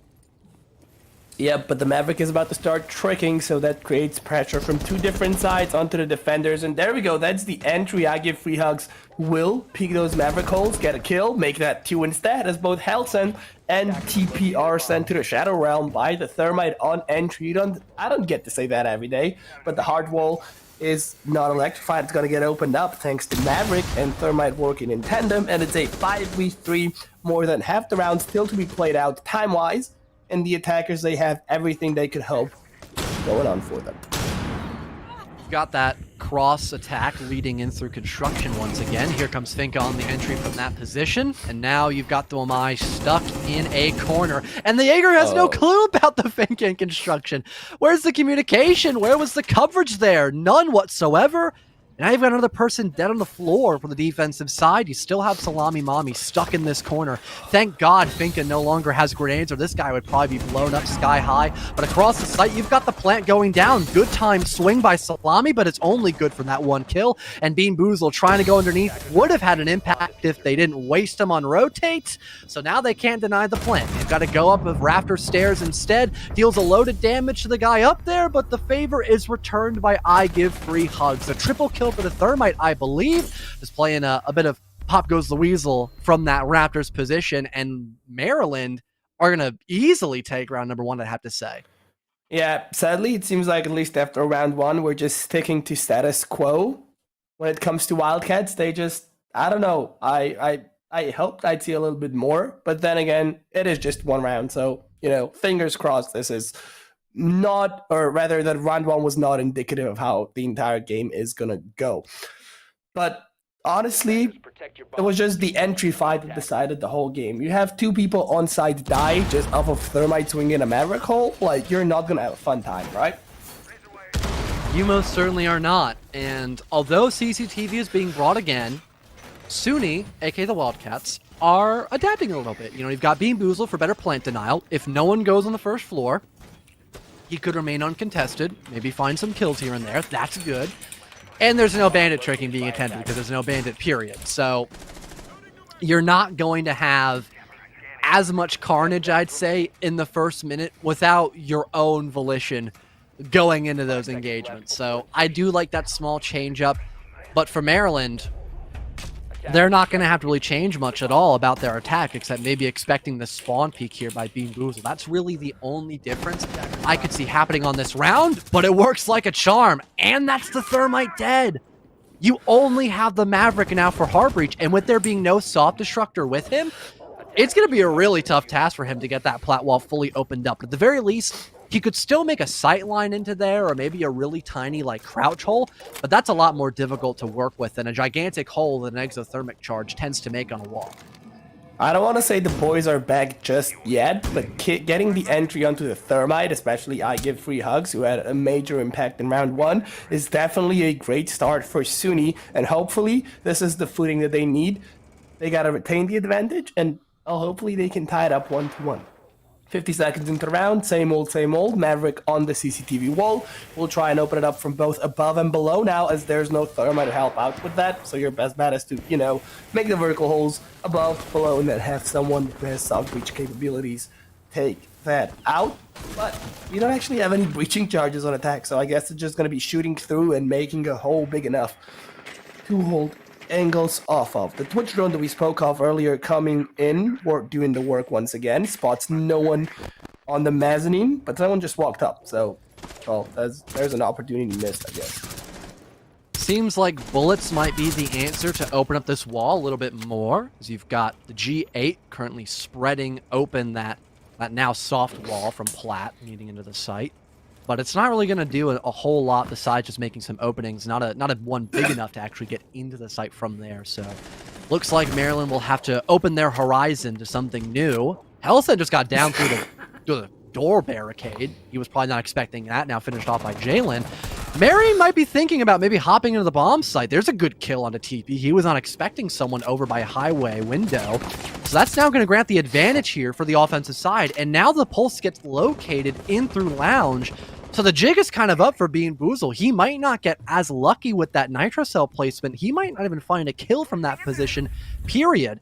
And now with one player off site, maybe Maryland could execute and play off the fact they have a 2v4 if they play their cards right. But still, there's good potential for Bean to still be active in this round, whether it is through that nitro cell or a well-timed flank.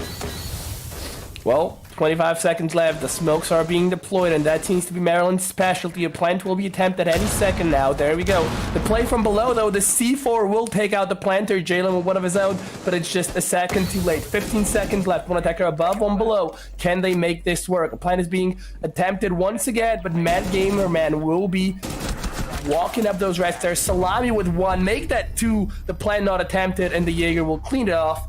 And, well, there we go. Finally, the boys actually are back. I don't really know what to think about that round, because Maryland were completely aware that there's a pulse underneath. You don't think. You're right. I just look good on camera. That's up for debate. Some might consider otherwise. True. But True. SUNY, or I should go back to Maryland before I talk about the Wildcats. Sorry. Maryland were fully aware that Bean Boozle's on pulse because Thermite died to him in the first 10 seconds, and they know he's in the first floor. Yet, instead of trying to either plant somewhere new or wait for the Amaru to kill the pulse before planting, they do it at the same time. Maybe to bait Bean Boozle to have his gun down and he's in the middle of throwing a C4. But that's still really risky, because you'll just see what happened in that round where Bean Boozle still kills the planter, and now the dynamic completely changes for Maryland. Instead of Amar maybe being able to lurk up red to kill a guy either in cash or top red, now they've got to rotate back to Raptors to cover his teammate, who was originally the guy covering the person who died of that C4. You see where I'm getting at with this? I'm assuming you do, Matt, but chat probably will now realize that as well. It causes more challenges in the late round when you're already short on time and resources. I think overall that was a small mistake that just led into a domino effect of even worse outcomes than what you were expecting. And if Maryland had just either planted somewhere that wasn't default, like you plant in the corner closer to red since no one was playing there, or you wait for your Amaru to confirm kill Bean, that could have been a win for Maryland. And that could have been an opening kill for Bean Boozle, but unfortunately, he does not hit that headshot, so Free Hugs will be a little terrified, be a little shocked about that engagement, but they're still alive and okay. Wait, was that drone just deployed by Free Hugs, or was there a drone watching the spawn peak window but no one actually checked it? Because that could have been a major oversight. Regardless, though, Bean Boozle makes it back above into logistics, going to be holding the verticals for just a little bit. And again, if Maryland don't put into drone work, this could be fatal for them. It's such a common spot to play, yet people tend to miss it all the time. The whole setup from Poly seems to be quite spread out. You have one person playing on Logi, you have one person playing up in Garage, and then I think there's two, if maybe not three people on site. Correct me if I'm wrong. Yeah, there's only a couple, I believe. So fallback game, super important, right? Like, if Loyola, Maryland read into this, if they just flood the side, which they have been known to do, for example, their first attacking round on border, it could be very hard to retake for Poly, but we're still a long way from that. Still 100 seconds in this round to be played out. The holes above have been spotted, but Capcan hasn't been there in a while, so Fuse is just watching nothing at the moment. I wish you'd drone up Logi, see that it's clear, and then you'd move on to other things, but, well, he did just that, sans the actual droning. So, there's that. They've got Jalen working their way from pool table. I don't know what enables that bug with the 2x scope, but God, is it annoying. You say you learn something new every day. Well, you find a new bug on R6 every day because that's how good the game's been developed. And now you've got Maryland trying to work somewhat of a vertical presence, at least trying to force back people from the deep area of Arsenal Room. But, oh, there's the flank by Bean Boozle. That's Case. Thankfully, the Habana's there to trade. Marry a good shot onto that Capcan. Still playing by top secret. And it looks like Jalen has a bit of info that there's still someone by Logi, probably because Salami was shooting a couple of pop shots on the fuse to confirm that kill. Actually, no! It was just superstition by the Dokkaebi. They had no clue that the Orc was up above. Thankfully, they have enough health to Remadash through that rotation and not be downed in the process, as you do lose health when using that primary gadget on the Oryx. So it's still that 4-on-4, but like you mentioned, the site presence definitely a lot weaker than retrospect would probably envision. There go the Candles to blast off too. Hugs a good rotate down dirt. The defense has no clue about this. A double kill for the Fuse, and a retake needs to go down by Zalami. He spots the Fuse. A good kill done by the Oryx, but still, there's no sight control in Arsenal, and there's the cutoff by Jalen. A smoke to obscure the defender's vision. Down goes the Jaeger. This long angle just being so good for the Dokkaebi wielding that DMR. And Salami Mami, sure, they're in the bomb site, but again, the crossfire, it's still there, and the site presence is just as tough. Maryland, they clap back with a well-needed round win and continue that momentum as if nothing happened on CCTV. Honestly, exactly what I've been looking for. Such a clean round. I do wish that Maryland would have read into the whole defense being spread out so thin a little bit sooner and flooded aside with the Fuse with the Ying earlier, but it still ended up working really, really nicely for them. So there's that. The only thing that I want to criticize Maryland on is that Fuse looking at the vertical holes from Logi for 2 minutes while placing the cluster charges, not just running out to confirm, rather, it was clear for a very long time. And, you know, just being kind of splitting his attention between two totally different angles and two different floors just because no one wanted to drone that out. And if they had a drone up above in Logi, they would have seen the push from above when it actually came. So there's that. Other than that, great push. A reattempt now by the Wildcats. They have a Caveira now deployed on the field. And I think that's because Maryland were, I suppose, pretty laid back about the existence of that roam. So what the Wildcats are hoping for is that that happens again. Maryland kind of ignore that top floor for the most part of that round. And then when you have the Wildcats try to play back in the first floor, they play for a bit of a retake. That becomes a very volatile response, and they could maybe get a couple kills before Maryland truly set up for that execute. I don't think that's a bad idea. It is just relying off the fact that Maryland make a boatload of mistakes, which usually doesn't end well if you're relying on those kind of strats on any kind of map, especially on a map like Clubhouse, where you can fix and reevaluate your positions a lot more effectively. That looks like a, I don't even know what to call that. That's like a amalgamation of like a Blackbeard shield and like a bunch of two-time reticle optics. That is incredibly trippy. And yeah, I talked about the mistakes of the Wildcats not droning the top floor, and now they already know where Caveira is. Different. If we 3D print the thing that we just saw on our screen, I'm pretty sure we could sell it for millions as modern art. That's all I'm saying. Like, we could be rich. You might be onto something here, Matt. Like, I just gotta say. Yeah, man, I'm telling you, we can work this out later on. But back to the round, 1 minute in so far, and no casualties as of yet. Although Caveira is very low on HP, like you've mentioned, got droned out. Oryx is there relatively, close to help her out, but he's not there just yet. Hellsent playing down below, being patient, being boozled in dirt as well. So again, I don't know, 2 people on site, 3 people kind of roaming. Well, make that 1 person roaming because Saints will get the entry. And now you've got Game Man. The Mad Lad has fallen back down. A logic bomb to confirm if anyone's up above or not. So Maryland, a big sigh of relief that they've gotten that control on the top floor and can work their way lower. A second Logi bomb, and wow, it nets Hugs a kill. Good coordination there with the info gathered by Jalen once again, and the fuse charges go off pretty much just nonchalantly. I mean, there's no one here to contest that fuse whatsoever. More info being gathered. Hellsent types out a question mark, a little perplexed as to how fast someone got down those stairs, most likely, and how he knew he was there. But again, there was good info, but lack of info on the Caveira. Mad Game Man, he gets one down. But there's someone still close by, another Logi bomb for good measure, but Saint still gets confirmed. No one's in close proximity to that downed Ying, so it's a free kill for Mad Game Man. But again, you mentioned earlier, already tagged up, really low on HP, and for the most part, I think Maryland are just going to ignore the Caveira with the sound cue of those cluster charges. That might mask the movement by Hugs. I could maybe get him a free kill onto this guy stuck in dirt tunnel, and it does! Caveira gets finished off as well, and the dirt push works once again for Hugs. The coordination is top-notch from Maryland, and they are truly in their element on Clubhouse. Yeah, really all for one coming out from Maryland there. You gotta hand it to them. They were kind of struggling on their attacks. They always started off well, and then it just kind of quickly fell apart for them on border. But again, that wasn't their map pick, and they still ended up putting it 7-4, if I'm not mistaken. So the fact that they're so dominant on attack on their map pick is making me think we may just be seeing two maps. But we'll see how it ends up going. Defenders, protect your bombs from being defused by attackers.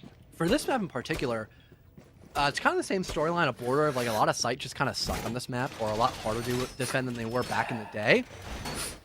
It kind of makes that 50-50 dynamic. So 3 rounds for the offense is pretty standard. What isn't is them getting like 4 to 5. Round 2 was more or less a lose, not because of how well the Wildcats played on that round, which they did.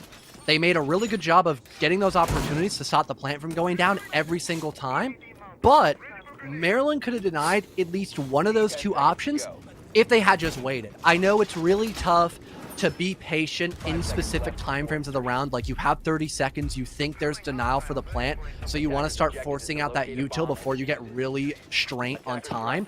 But sometimes that is the better call to make. And with Maryland not doing that and being a little discoordinate, that did allow SUNY to capitalize off that and get a round win, which was great for them.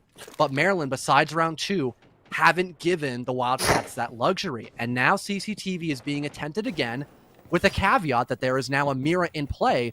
But with Twitch available, with vertical being as strong as it is on this map, if Maryland acknowledged the Mira's presence, they could deny that pretty swiftly. We haven't seen much vertical play from either team here. On border, there was a bit, but here we've seen very little vertical play from what I remember. Sans that one, Logi round.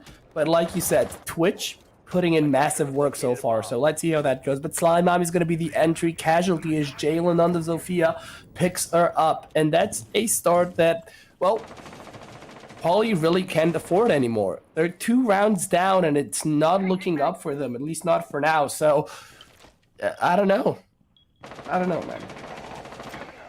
A lot of rounds really seem masked in confusion, especially for Wildcats, since they were keeping things pretty back and forth, all things considered on border, but now they really just seem out of position, out of element on some rounds too. Hugs almost gets walloped by the guy playing on the mirror window, currently probably fat-fingered his keyboard and just started spamming on his all chat. Oh, and there it is! Go. There's the Twitch drone! I called it! You can hard counter the mirror so well if you time it correctly, and there it is! Nobody expected the Twitch drone just to sink into sight.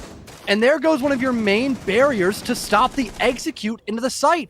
And a major way SUNY won this site was with the help of that pulse, but that's a non-factor in this round. Maryland still have the man advantage. They still have good coordination on this attack, and they almost make it a 5-on-3. Truly, this looks to be a round win for them if they keep up this momentum, and now the Capcan gets down. It's technically speaking a 5-on-3, and now hard confirmed by Saint.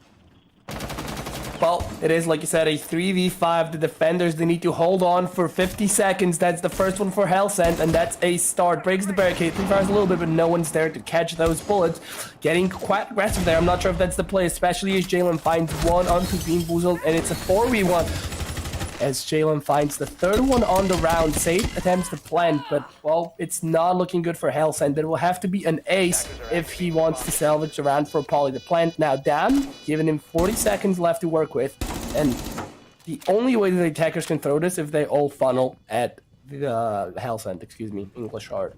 Well, he goes for the run out here, but still there's no one highway. No one's even by CCTV to be that aggressive. I believe the only person there was behind the bomb chassis or near the rotate, near rafters. Yeah, now that Ying has moved once again, Nova now is actually on that rotate spot by highway. Almost kills the Malusi. A second swing for good measure. That does the job just fine. And Maryland... heading into round 6 now, one more win and they'll make it 5-1. That's really going to leave pretty much no room for error here for the Wildcats, and that is not good at all, especially when going on the attack. Although it's 50-50 sided, you still have to make a lot of good tempo for the offensive side, which SUNY have not been able to accomplish all too much in this game. Well, Loyola really said what time it is. It's Loyola time, and they've been putting in massive work. Again, just such a huge improvement from how incohesive they seemed at times on attack on border. So either they just know and practice Clubhouse way more, or they've had a talk, between the games, even though they won map 1, and they were like, okay, guys, what can we improve? Let's reset. Let's work on our mistakes. And it's one of the two, or hopefully even both. But like you said, this could be a pretty short series. As Poly, they just keep failing to find their footing. Even if they get the entry, and even that doesn't happen very often, they fail to convert the man advantage to a round win. And I'm not sure what's going wrong for them, but they're just being picked apart one by one by one. Now they're opting to go through Church, which for them has not been a sight won at all. They have gone here twice in a row, round 3 and 4, and both times Maryland won the exact same way. I wouldn't say the exact same, because round 3 they struggled a lot more with clearing out that roam, but eventually it was dealt with. And then they converge from both dirt and kitchen hatch, and then execute pretty fine, even having presence over by main stairs as well. So they haven't really had to change all too much in their gameplay. They've kept things pretty status quo, and okay. That's probably one of the faster entry kills we've seen this game. The only one to beat that has been Bean Boozle.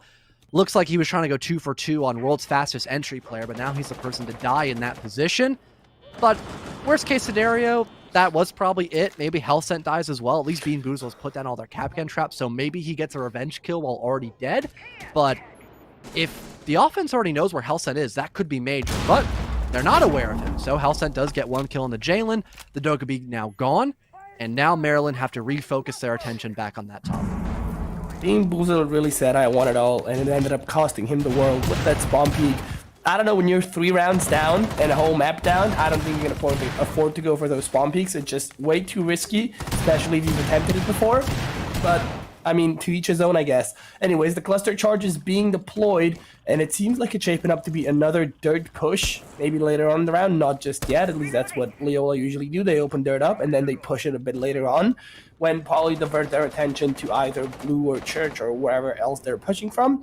But we're just past the halfway marker. It is 4v4, so this is as good a round as any for Poly to actually pull back at least 1 round, diminish Maryland's lead, and, make it more than 1 round for them on Clubhouse. 70 seconds left now for Maryland. Still taking their sweet time. Can't really fault them for that. They've got plenty of drones. All their players alive have all their drones available to them. Just need to wait and deploy them.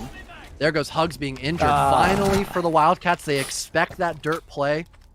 TP's not going to get caught off guard in that position. So Maryland are strictly down on players, and now that they've lost one of their main facets of attack, this could actually be a win here for the Wildcats. Let's hope they keep up this good momentum. Well, seems like they finally breaking free, but let's see if they can actually bob to the top this time around. Looks like maybe it's not gonna happen, though, at least not as easily as they may have thought, as Nova takes off Salami Mami, and we're back on an even footing. Nope! There we go, Noah with the second, TP falls as well, looking for a third with the F2. Now Malusi's creeping back to side, leaving only 1 defender on spawn, but there we go, the Ying is ready. Saint also gets Hellsent, and it's all up to the 2-4 Jaeger of Mad Gamerman 12. or Game Man, excuse me, to try and keep Sunny Poly afloat. The plan is being attempted by the Twitch, and the Canals are being yeeted out, so it's not looking very likely. That Gamer Man is, in fact, flashed. Also, a few smokes being deployed, but you gotta go for those 1v1s right now, my man, if you want to take it. Oh. Nope. That's 4 if I'm not mistaken. At least 3 for Nova, maybe 4. Nice shots with the F2. Clean. Very clean. And how poetic is it too, Matt, that Saint is the one who kills the Hell Sent? That is just... You can't even, like, make that up. The script just writes itself. Yeah, I'm not going to forget the small attention to details there. Overall, you know, I'm not really one who is too fond on dancing. I don't really dance, Matt, but that did look like a complete just, I don't even know what to describe it as, I guess just flat out dancing between the map, really. You had all of Maryland at one point on the top floor, and then they realized, you know what, this roam clear is not working out. Let's just walk down blue and just see what happens. I'll tell you what happened. It nets Nova 3 separate kills on that round, 2 from blue itself, and now you got the Wildcats who are the ones trying to dance back their way to site. There's cutoff angles held by the Yings, still waiting around near bathroom, good for 1 kill. And then that's over and done with Maryland. They almost get a full cycle of 6-round wins, but it actually is cut short down to 5. But like I had mentioned earlier, you really can still win 2 rounds pretty easily on the defensive half. So Maryland, so long as they just keep things, you know, usual as ever, keep things default on the map of Clubhouse, they should be coming home today with a pretty straightforward 2-0 win against SUNY.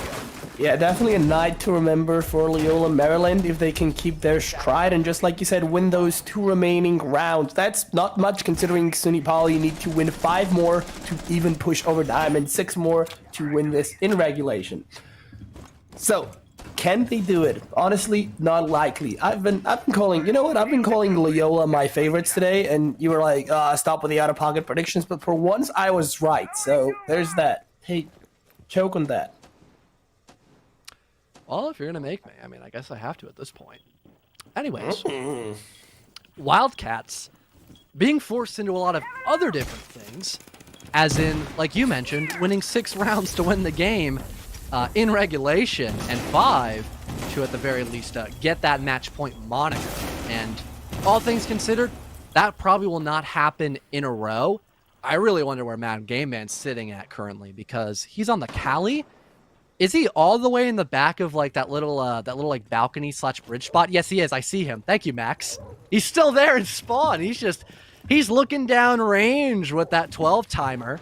I mean, with the plat wall opened up, this guy can hold a very menacing crossfire, but he's got to hit those shots. You know, it's 1 bullet in the chamber, then you got to rack it back with that big bolt action. And oh wow! Speaking of, free hugs. Hello. Didn't see you there. Clearly, TP didn't either because he's dead to rights.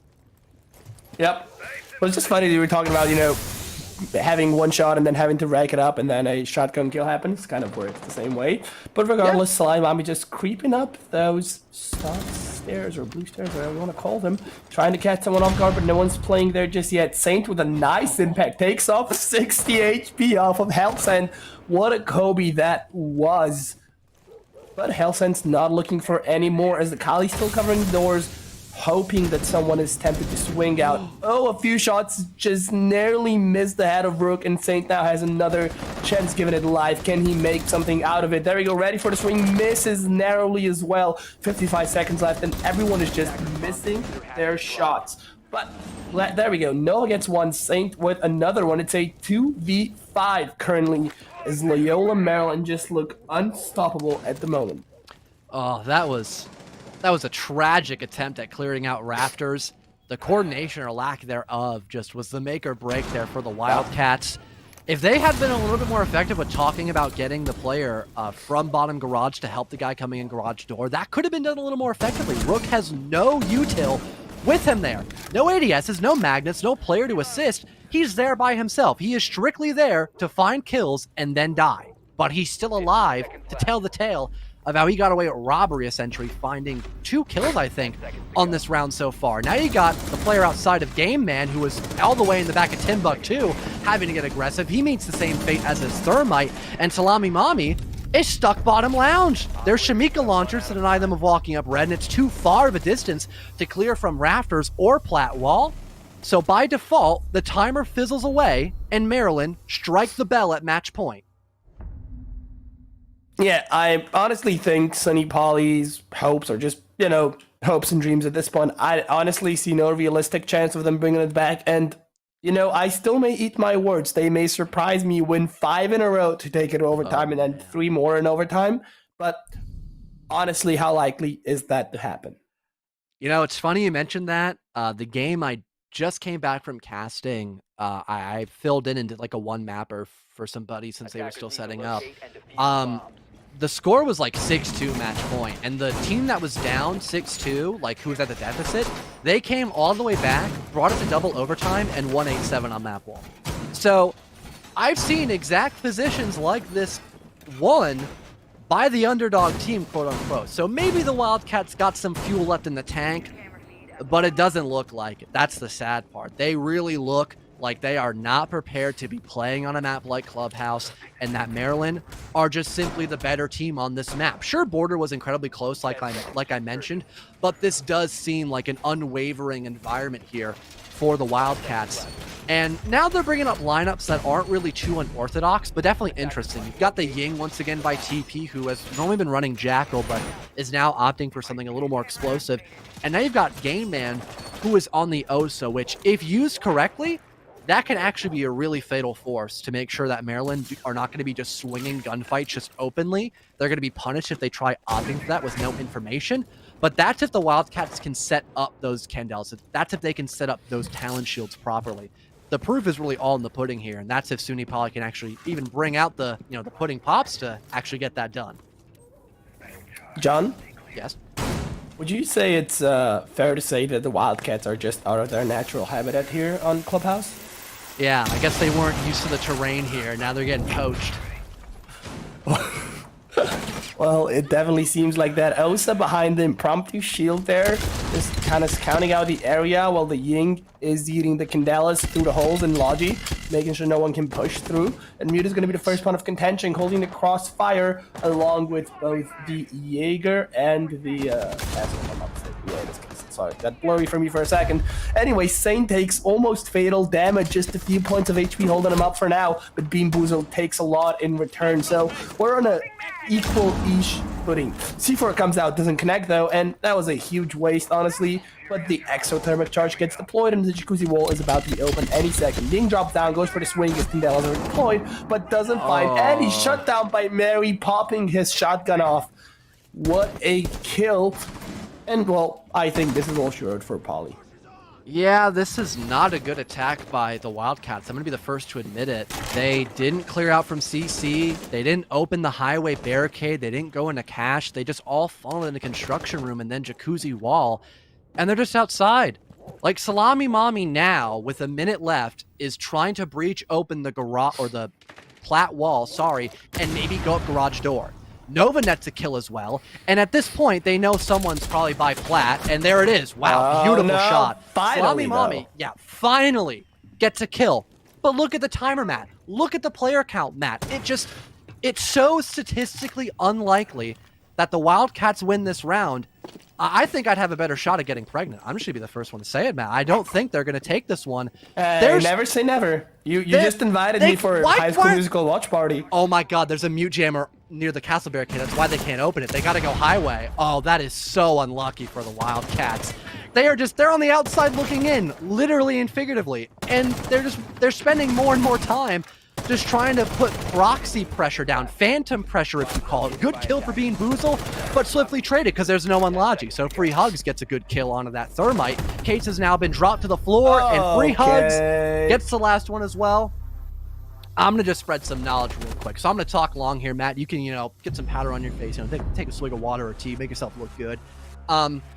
When you are attacking gym and bedroom, usually you start from one of the two parts of the map and then rotate late round to get the other part opened up. So let's say they're extending into cache and you want to clear that out. You start garage, you go plat wall, and you push in from there. Then you get the wall and cache opened up. If there's someone top red, you clear that out with util, maybe get someone on the first floor. And then once that presence is gone, You then begin to work about, logi, for example. You worry about construction. And then while that's going on, by that time, you're going to need less players in that part of the map. At that point, you're just funneling and wasting people's time. So then you make them rotate over to Jacuzzi.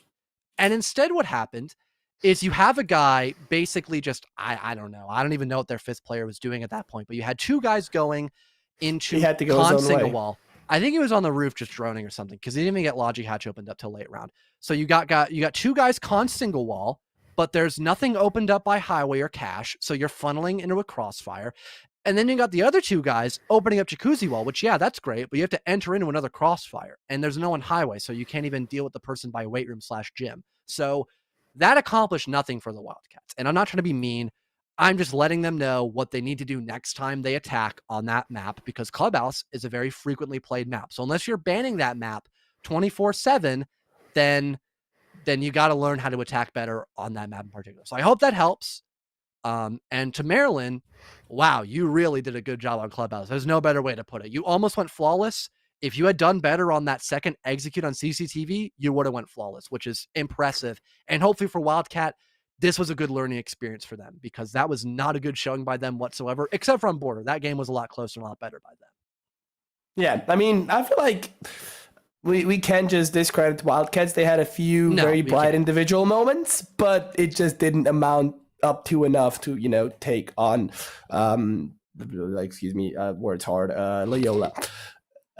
It happens, man. It's 4:30 a.m. Okay, I gotta be somewhere in 4 hours. I'm gonna get 3 hours of sleep. But regardless, we're searching for an interview. We're gonna go for a quick break, and then if we get someone to interview, we'll be back. So don't go anywhere.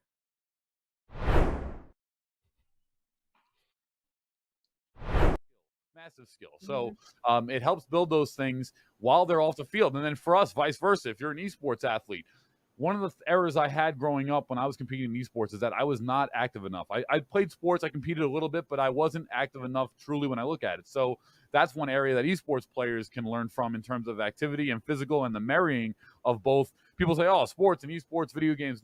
Not really. We're just kind of the tech industry's competitive form of competition, as to where traditional sports are more physical, hands-on. So I believe in the marrying of these two sectors and that they actually live together while also being counterparts.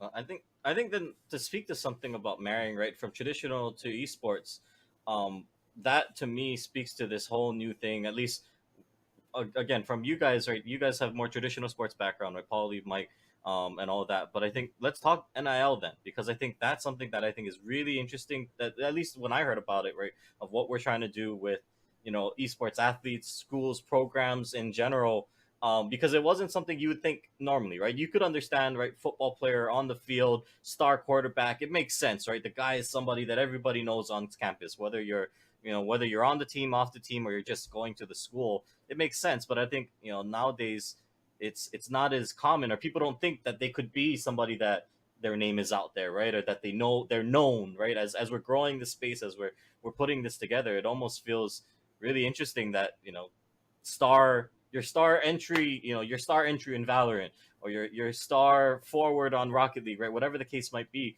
now they can have NIL deals. It's a thing out there, and I think, I don't know, maybe Mike, you want to start off, but I think thank you for teeing that up. So I was talking for too long.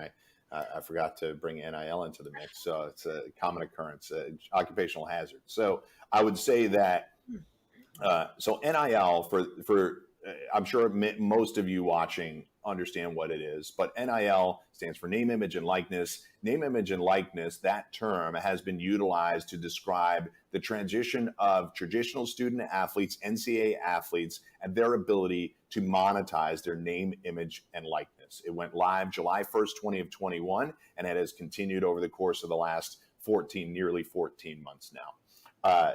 It's an interesting term because it's been co-opted to describe the NCAA's approach to student athletes being able to make endorsement money or be able to monetize any part of their name, image, and likeness. But it's been around forever, right? We've had athletes endorsing brands for over 100 years. Babe Ruth of the New York Yankees was endorsing brands 100 years ago, and it has continued onward from baseball cards all the way through now, where we have lots of different integrations of how influencers can monetize their followings. So what I would say on the traditional side is it's still a very young space. There are a lot of stories out there regarding NIL that tend to focus on the negative or how out of control, I put in air quotes, it has gotten.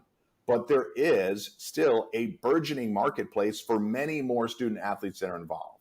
About 17% of NCAA athletes are currently involved in NIL, but 65% more than that want to get involved and are curious how to get started. On the flip side, brands are challenged with a few different things in the space. There are 10,000 professional athletes in the United States. Once July 1st, 2021 hit, and you dump every NCAA athlete into that space, that's another 500,000. So brands that maybe didn't have a dedicated athlete strategy when there were 10,000 now have 500,000 plus that 10,000 to figure out how to activate who they are. That's a lot. I understand brands' hesitancy in some instances, but I can tell you that companies like us are on a daily basis educating brands and student athletes as to the software you can use, the types of activations you can get involved in, and how to utilize your followings, or if you don't have to or want to be a social media star, are there ways in which you can monetize it? Now, I know I described that under the umbrella of the NCAA, but I see it as being no different in esports. I think there are massive opportunities for people with followings to be able to use that and connect with brands. I think a company like us can help you to do that. And then beyond that, we can make sure that those transactions are safe for you. I think there are opportunities, not just at the individual competitor level, but at the program level to have a sponsorship go to that. I'm sure some of you out there listening and watching already have deals like that in place, but I think we can continue to enhance, augment those deals and make them more comprehensive and make them, first of all, I think product deals are perfectly fine, but I think we can get beyond that and grow some of these deals to a greater extent. Paulie, thoughts on that? Yeah, what you said is right. So I'll put it in for layman's terms here for just the esports players, because I talk to so many of our athletes that compete in our CECC series that are currently still in college. And basically when Mike Blewett says NIL, what he's referring to is just very simple. If a brand or any sort of anyone wants to use your school's name or your brand or anything with you, there is a deal for you that can be put in place, whether it's product deal, whether it's a paid endorsement. You can, whether you're a macro influencer or whether you're a micro influencer, you can be paid for your services. So most of the people, when I talk to them, most of the, I won't say people, college athletes, they are, intimidated by the word. They don't really know what it means. They've never done anything with it before. And that's what it means. Any single time a brand or anyone at all wants to use your name or do a deal with you or do some sort of activation with you or your school, that's basically what the layman's terms, the NIL meaning comes from. And it's evolving in this space. There are so many brands that want to associate with micro and macro influencers and just get people involved with their products or their services. So all of you, collegiate athletes out there that are competing in esports, not only are we trying to broker those deals, but also keep your eyes, ears open, and don't be shy or scared to take these deals, because that's what I've heard the most, is that most of the time they're just scared to take them. They don't know what they are. They don't know if they're locking themselves into some agreement or terms that they're like going to give their name away or something too. So this is a really important space, and it's how you're all going to physically make money and build your brands along with company brands. So it's really important to learn. And my advice is to just get your feet wet. Don't worry about shying away. Read the contracts and take some of these deals, because growing your own brand is the future of what our industry is going to be, in my opinion. Exactly. And if you follow in the pro space, you'll see that the pro teams are not only focusing on competitive play, but a lot of them are focusing on their. After a very decisive map number 2, we're going to get the luxury and privilege of getting one of the players on the side of Maryland up here for an interview. We've got Mary popping off. How fitting for the team name of Maryland, after all, aka Matt for short, his actual name. Matt, how are you feeling after that win, man? Congrats on the dub today. Thank you. I'm feeling pretty good, and so is the rest of our team. That's good. So starting out with the first question I have to ask, I think I've mentioned this to a couple of people in collegiate. What is your guys' overall experience with the 3 new maps, Border, Skyscraper, Theme Park? How comfortable are you guys on those maps more specifically? And especially on Border, since you guys went to that map, had a couple of rough patches, but in the end still won in map number 1. So we're kind of a new team. Mhm. And when I say kind of, I mean, literally mean 4 or 5 weeks old. Okay. So this is our first semester as a team. We've been trying to get everything set up for a while. So comfortability wise, I say we're putting stuff together and scrimming, saving it works. Border is really, I think, strat heavy map in my opinion. So that's one of the maps we worked on as well. We're going to be in the future working on the Skyscraper and the other one, forget its name. Theme Park, yeah. We had a scrim on it, and we did pretty well. So, and I'm based off of it tonight. I'm pretty confident on our ability to go into maps and use the things we came up with to our advantage. All right, fair enough. Boxy? Yeah, sorry, excuse me. So, after winning Border, which wasn't your map pick, it was your opponent's map pick, and then you were going on to Clubhouse, which you choose to play. Did you know it was going to go as smooth and as well as it did, or were you still having doubts based off of Border being a little bit of a close game, even though the final score ended up being 7-4? The first game, we were coming off the win, and going to Border, we were pretty confident. We had a strat, but it actually ended up not working. So we actually had to go to our back pocket and pulled out our strats for Clubhouse there. So I didn't think it would be a 7-1, but I'm pretty excited that it was. All right. Well, I guess I will end out with the last question that I have in mind. In terms of competition, is there anyone that you're really focusing on who you might be expecting to be a bit of a challenge going into next week, or are you just kind of rolling with the punches, as they say? We're kind of just going week by week, Okay. looking at the matchups and deciding like what maps we need, what operators, and we do a little bit of prep work through the ECAC website, just finding out like what we're dealing with and try to come up with some strats around that. All right. Well, so far you guys look to be pretty good for basically a month-old team. Most babies by then can't even walk or, cry enough most of the time. So you guys look to be doing pretty well so far. Hope you keep up that strong momentum, the good vibes, and to see you again, hopefully, in another interview if you keep it up. So have a good rest of your day, Matt, unless there's anyone you want to give a shout out before we sign you off. Just my teammates. Like All right. They've been playing really well. Very impressed with our ability to compete at the collegiate level. It's better than what I could have ever hoped for. Well, again, good on you guys for winning today, and hope to see you in another interview soon. Have a good day, Matt. Thank you. You too.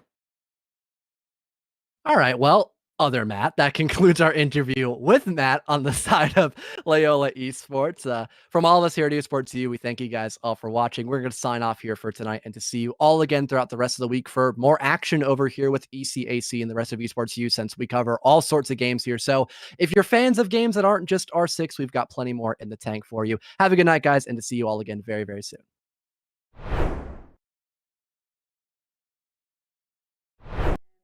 Their cultural importance in the space. And so, one of the things that we do also is help athletes build their brand, build their following. And that's part of what Paulie and Kyler are doing on their side when we do this behind the scenes training.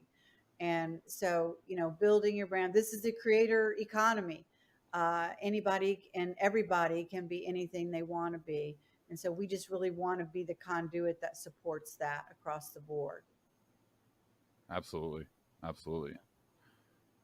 Yeah, I think so. With that said, thank you everyone for I think like great insights in terms of for any of you that were watching this and maybe had questions about what is Esports U, what is CSMG, who are they, what are they doing, what are our plans, right? Well, we know we kind of tried to make a bigger splash in the spring and we're excited to bring more stuff with you guys for the next year. But I think maybe as we close out here, I know we're slowly approaching on time then, but maybe let's go around the room with everyone here of just what's one thing that we're all excited for this next upcoming year. I know we touched on our plans and a lot of things, but if anyone had to speak, if you had to speak to just one thing of just what has you excited for us as a company, for us as the collegiate or college esports space, right? What's one thing that has all of you guys excited? And maybe we'll start with Mike since our traditional sports guy, and we'll let Mike speak first. Sure. So I would say many things on the traditional side, but I'll focus on esports. And I'd say the thing that I'm most excited about going forward is after yet another year of us doing a round of events, I'm excited that more schools will understand exactly what we're doing with our regional events and culminating in CECC and getting more schools involved.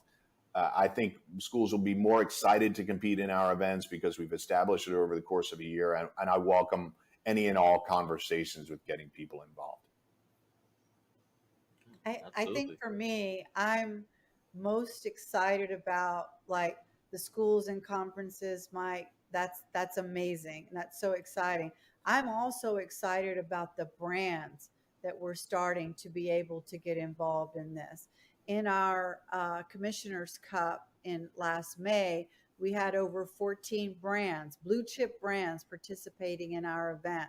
Barbasol, Microsoft, CDW, Morgan Stanley, New Street, Air Force. And so I think brands are really starting to get excited about being involved in college esports, and we're offering them a platform that not only gives them, a big event, a big yearly event, but also regular daily programming where they can have exposure in front of this audience that they want to build affinity for with their brand. So I'm super excited about seeing the brands get on board and help grow the space along with us. A rising tide lifts all boats. And I think that's probably one of our mottos here at CSMG and Esports U. We're growing our brand, but at the same time, we're also really growing the college esports space as a whole. And that's our goal, for it to be a healthy ecosystem for all parties involved. Yeah, I agree there. And I guess for me, obviously always, seeing the collegiate esports space elevate, coming from competing, this didn't exist when I was competing. And just to see it now in literally within the last 5 years, probably really come to fruition and start just blossomed out of nowhere and now becoming a space and seeing everyone, schools, players, productions, companies all elevate together has been really, really nice to see. But if I was the most excited for one thing, it would probably be the city where we're going to land for CC23. I'm really excited to know where we're going to be. There's a lot of great cities. I mean, I personally would love for it to come to New York, despite whether we got a positive bid or not. I want it to come to New York, but I just think the atmosphere in New York when you throw an event here is just super magical, especially in the summertime. But either way, I'm really excited to see where it lands. Tons of great cities, tons of great opportunities, and yeah, who knows? And I think that's going to be the most exciting process for me. Absolutely. I won't speak to anything. I think I'm filling Paulie's job on this one because Paulie's more a panelist than this one. So, normally Paulie's the host, and I don't know. I think me personally, I'll just say something real quick. I'm just excited to keep telling your stories. If you're a student, if you're a program, let me know. Let us, reach out to us. We just ultimately, at the end of the day, we want to tell your story. And I think that's what has me most excited, because now I think we're getting to a point where people know us. I hope you guys trust us, and and we just want to keep expanding and growing the space. So with that, Paulie, I won't make you do the weird thing where you got to toss to yourself, unless you want to do that. I don't know. Actually, you might have a funny way of doing this. All right. Let's test it. Yeah. Okay. All right, How do you want to throw yourself here? Well, that's going to conclude here the future of collegiate with CSMG and Esports U. Thank you so much to Angela, Mike Blewett, and Kyler Tandle for hosting our panel. And now back to myself for the day 3 of the CSMG Coaches and Director Summit 2022. My name is Jacob. I'm 21, and it's my first year in this school. I already been to community college for the last 2 years, but I transferred here. It's a whole new program.